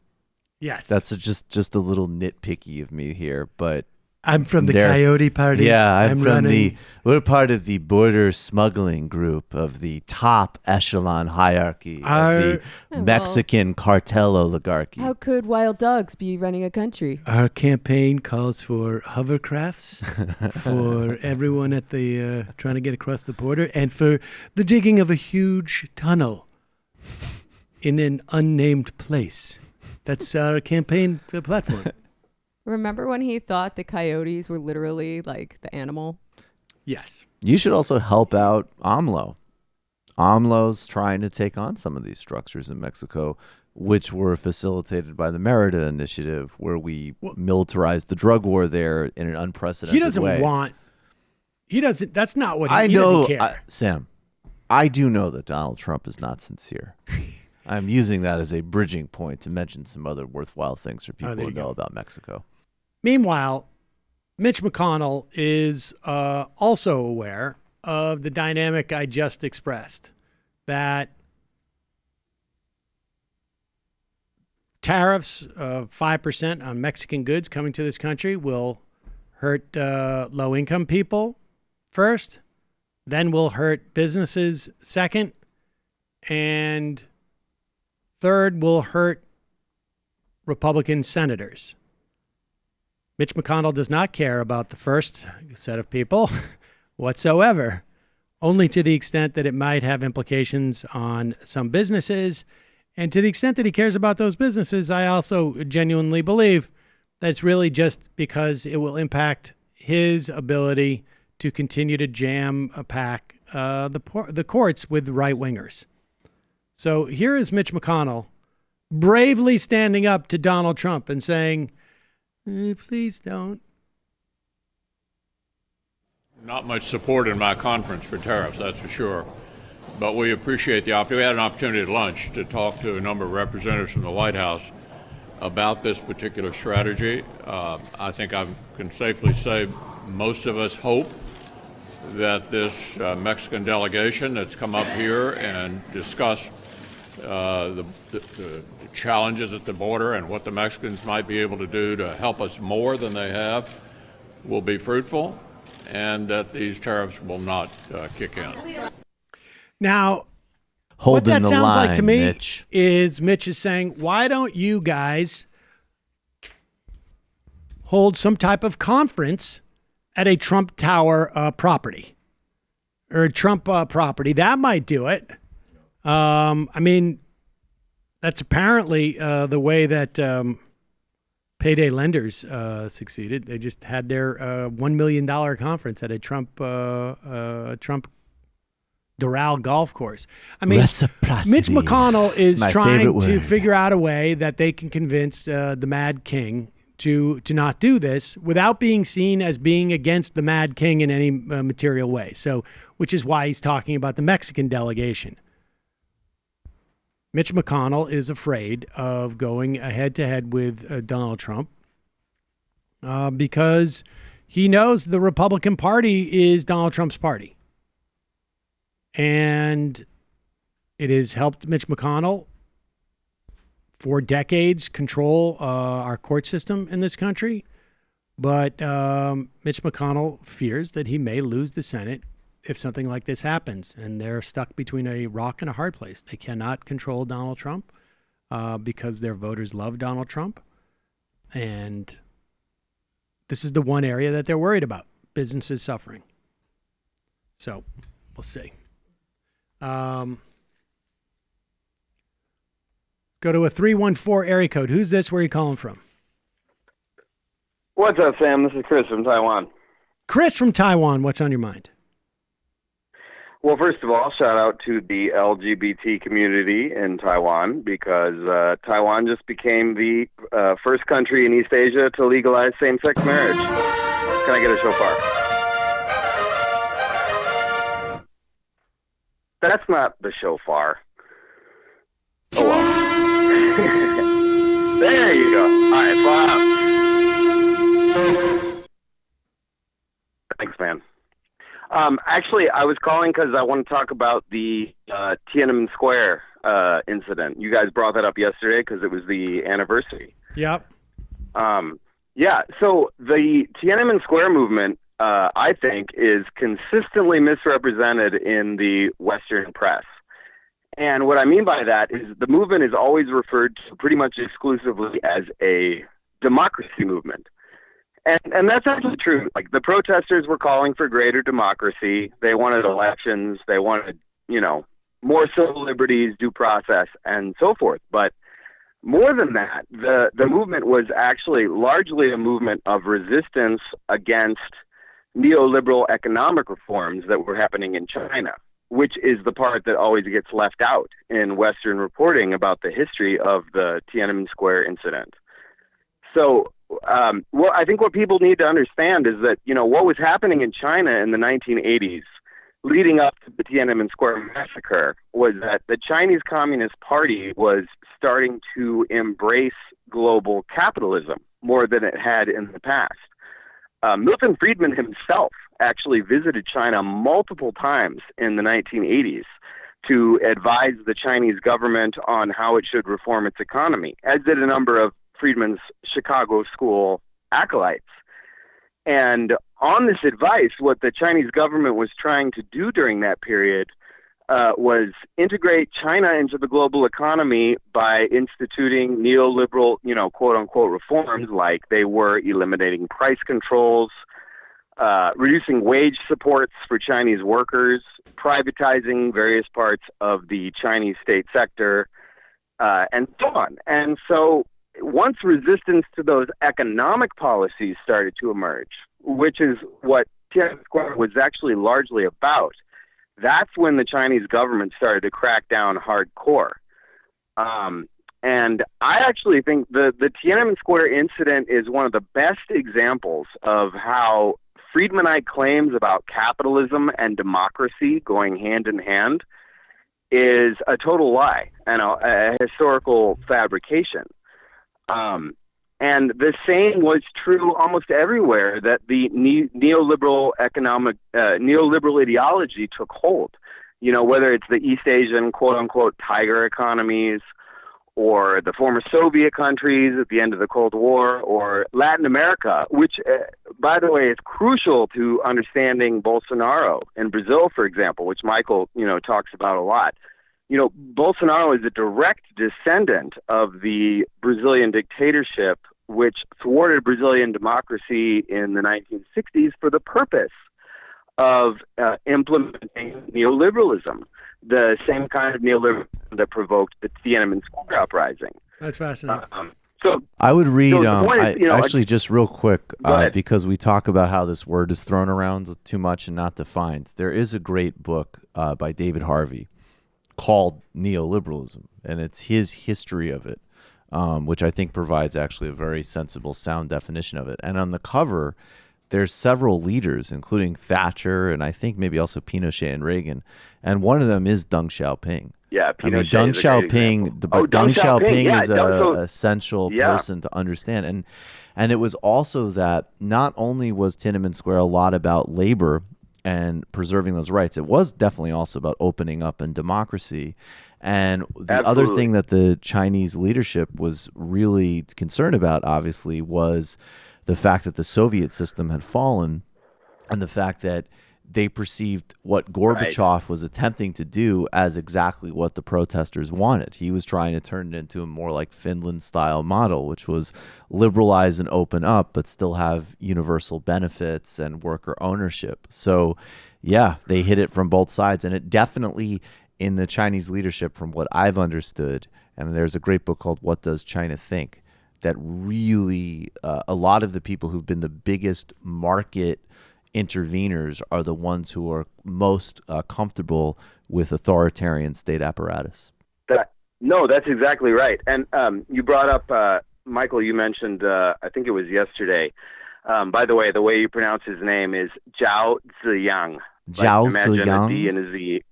Zhao Ziyang. Zhao Imagine a D Ziyang. and a Z next to each other. Yes, Ziyang. he's important. But Tell he us. wasn't. He was part. He was high up in the Communist Party, but he wasn't the only one. There were a number of people who were purged by Deng Xiaoping, who was the premier of China during Tiananmen Square, and they were purged largely because they were advocating offering concessions to the protesters on the economic front.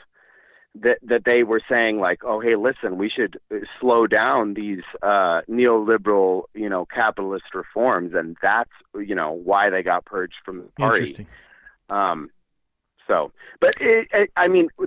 The point is, again and again, neoliberal economic policies can only be enforced down the barrel of a gun, whether it's in Tiananmen Square or anywhere else. Because the truth is that when you give people democratic power, and that's why, the Tiananmen Square movement wanted democracy so much, because they wanted more democratic power in order to have more economic power. But when you give people democratic power, they will use that power to improve their own lives economically. And they will reject neoliberal policies, whether or not I go back to this quite a bit. What the word means. But Philip Morowitz, Philip who? No, Morowitz. Morawski. In his intellectual history of neoliberalism, makes the point quite clearly that it is laissez-faire except for a narrow set of interests that are supposed to control this, and it is fundamentally anti-democratic. And if you couple that interview with, and his name escapes me now too, who was talking about the international neoliberal project. Quinn Slobodian? Yes. Yep. Those two will make it quite clear that you can see the anti-democratic nature of neoliberalism that has to be specifically narrowly tailored. It's not accurate to say that it's sort of like just that it's just free market. It really is a market that is set up for a specific subset of people to win. And let's just keep it that way, and that will take care of everybody. And that's where it sort of like almost gets a little bit Straussian, but not quite. But appreciate the call, Chris. Yeah. Thank you. Interesting stuff. Yeah. Thank you. And wait, one more thing real quick. Anyone listening to my voice right now should read The Shock Doctrine by Naomi Klein. I think that's one of the most important English language books published in our lifetimes. And she explains really well, and a lot better than I am right now, why neoliberalism is fundamentally anti-democratic and why it is an inherently violent and oppressive ideology. But anyway, Appreciate it. Thanks for taking my call. Good point on the shock doctrine. It also helps you understand like what happens with places like not just Iraq, but also places like New Orleans after a major catastrophe, or in any area really that suffers any type of major catastrophe. There's always a rush to get in. Puerto Rico, in many respects, a similar type of Puerto dynamic. Rico's a vintage example of that. It's obscene what they're doing to Puerto Rico, and it's always facilitated. And it goes back even before this latest crisis. The Obama administration was abominable in Puerto Rico. That's another great example of the federal government fighting cases in the Supreme Court to keep arcane laws on the books concerning, Puerto Rican sovereignty that goes along with selling off the public sector to hedge funds in Boston and New York. Yep. I would also recommend Robert Brenner, The Boom and the Bubble, if you want sort of a Marxist political economy of the neoliberal turn, as well as, I hate to be self-promotional, but History is a Weapon this week. Sean and Matt break it down I learned a lot from listening to it. Calling from a 501 area code. Who's this? Where are you calling from? What? Hello. Who's this? Where are you calling? My name is Colton. I'm calling from Rogers, Arkansas, where they had the Walmart shareholders meeting today. and Bernie Sanders was there, spoke. I didn't actually get to catch what he said, and they wouldn't let me in. Well, I suspect they had very good reason, Colton. I was going to be respectful. I have like a third of a share. Oh, but, all right. Yeah, they definitely. You got to have a whole share apparently. But yeah, it was. Bernie came out later, and he was standing up at the top of this hill there, where all the lollygaggers to the protest were. But that's okay. I got to see him. And what did he say? Did he say anything when he came out?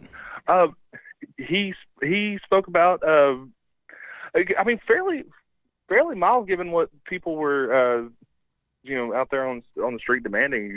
Just like $15 an hour, totally doable. Amazon's already done it. Target's already done it. Mentioned another store, and that's what he was in there fighting for. Yeah, Walmart is what's amazing about the CEO calling for a federal increase in the minimum wage. I don't know if he said what the actual dollar figure would be, but Walmart is the single biggest private employer in the country.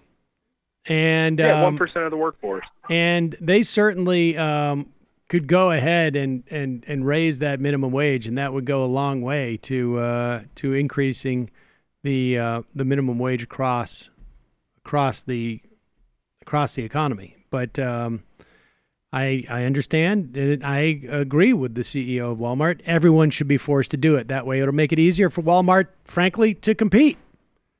There's no reason why we should have corporations should.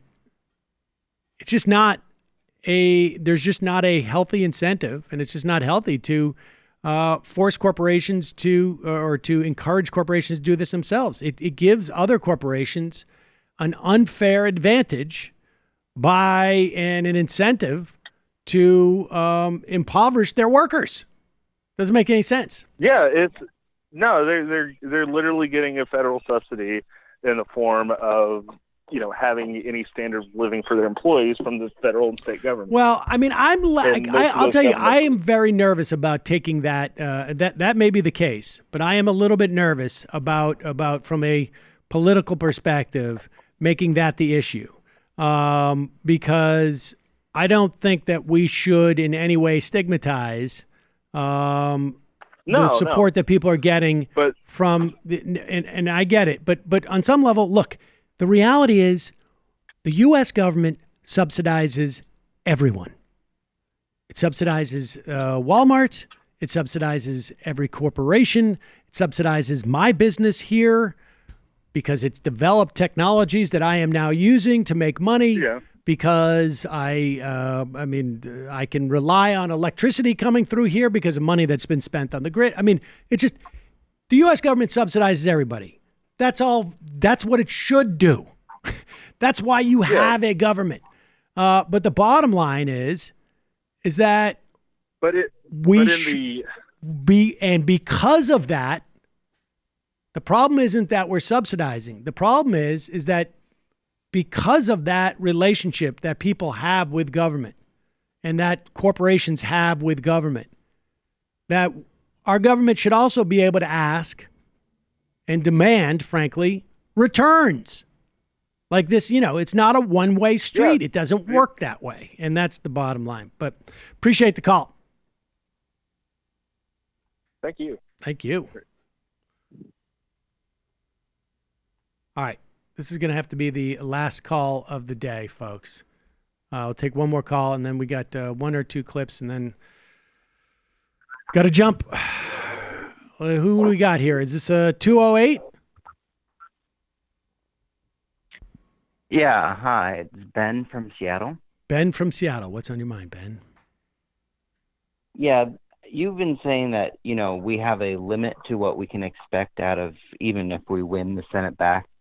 Well, from the Republicans, there's a. I hesitate to say that. There's a new idea. Well, I hesitate to put it that way, but I should just say that there isn't a limit to what we can expect.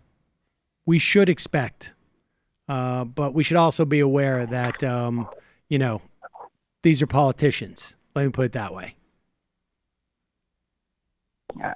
Yeah, but there's a new idea on GoFundMe, Invest with Confidence. It's a liberal, very progressive investment company combined with an app that shows you how to boycott the worst Republican offenders, those that fund the Republican Party.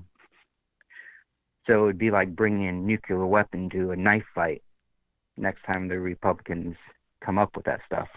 I'm not sure I fully understand what you're saying, but I mean, there's been stuff like this before. I don't know if it's been with an app, but where people would try and support. There was like maybe a blue book, I think it was called, where you support liberal, companies that donate to liberal causes versus Republican causes. I mean, I think that's helpful on some level, but at the end of the day, it's still a bit of a bank shot as far as I can tell. But I appreciate the call, Ben.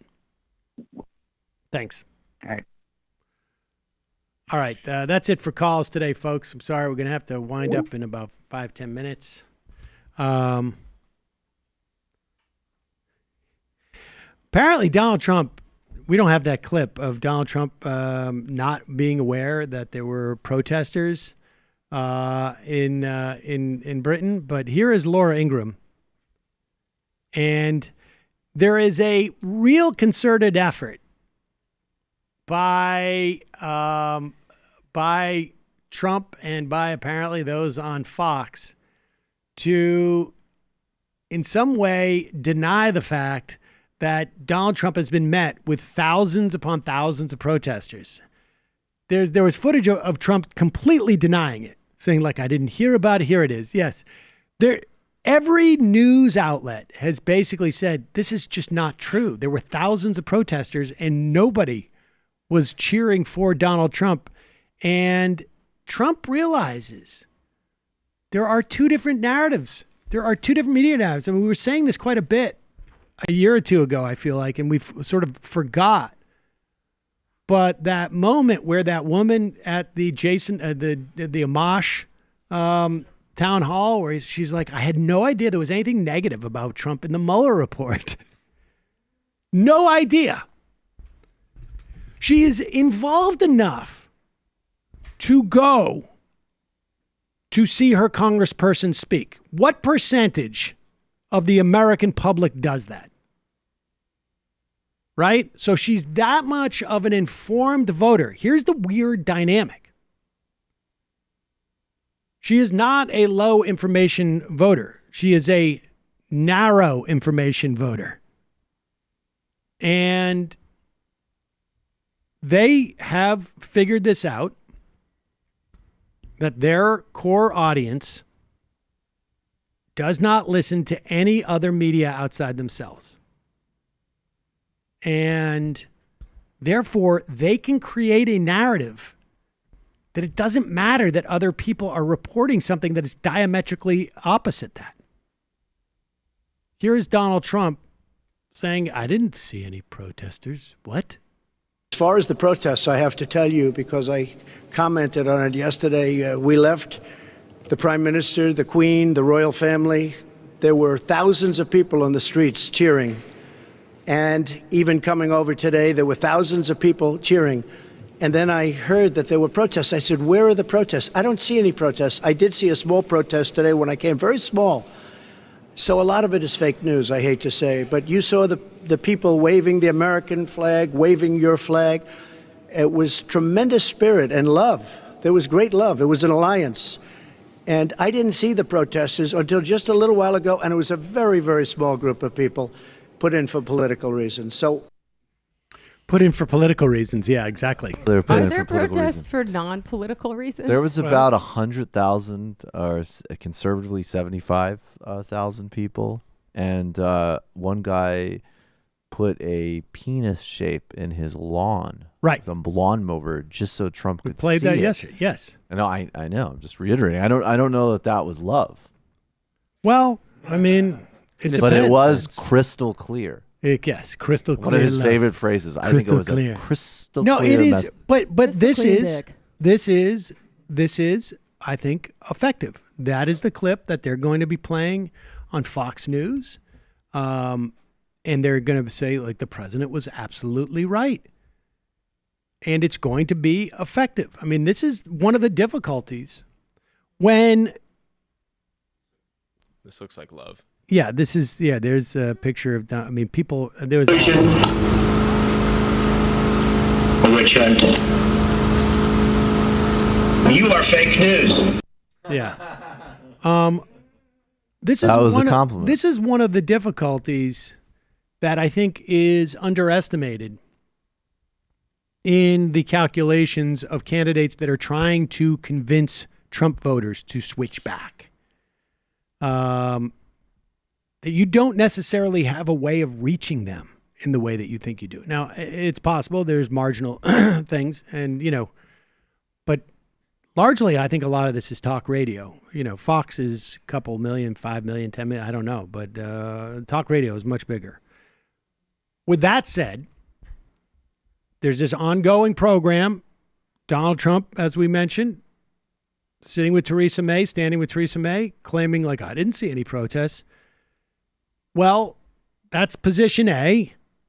But just in case any of the Fox viewers saw the protests on other stations, there's a position B. It's sort of like this may be the Alamo. Here is Laura Ingraham, Queen of the Alamo. The protests went just a bit too far. They've labeled them every every negative, every pejorative you can imagine. And I got the sense out there with a few Brits I actually met. Most of the people didn't seem British. A lot of people were from outside of London, which is fine. But they even pause it for one like second. First of all, Britain is bigger than London. But I think the idea that she was saying maybe they were outside of Britain, like she was basically saying they weren't white. Go all the way back. I so don't the know people if she's can basically saying what that means. I'm going to say saying it. Saying it. protests went just a bit too far. They've labeled them every every negative, every pejorative you can imagine. And I got the sense out there with a few Brits I actually met. Most of the people didn't seem British. A lot of people were from outside of London, British. just fine. But they even some people, like if they were watching the protests, seemed a little uncomfortable about what was unfolding. I'll tell you what, I love all of the just like impressionistic nonsense of like, well, it didn't seem and it didn't feel. But I will say from watching Laura Ingraham, and that's one of the really painful counter-meditative things that I have to do in this job from time to time. Counter-meditative? Meditative, excuse okay. me. Apologies. I think even the fact that she's, after making that dog foghorn, that she said, and that's okay, keep calling her advertisers. Oh, that's a without little doubt. chink in the armor Yep. right there. Without a doubt. I'm sure some of them are good people. But yeah. she's not somebody who does. She does not usually Pull punches. No. Of course. It's definitely having an impact. But it is fascinating. Like, well, okay, there may have been protests, she says, but they weren't really genuine people. All right, look, folks, we're out of time. Got to do it quick today. Thanks for joining us. See you tomorrow. I'd take all the strength I got to get to where I want, but I know somehow I'm gonna get there. I wasn't looking when I just got caught.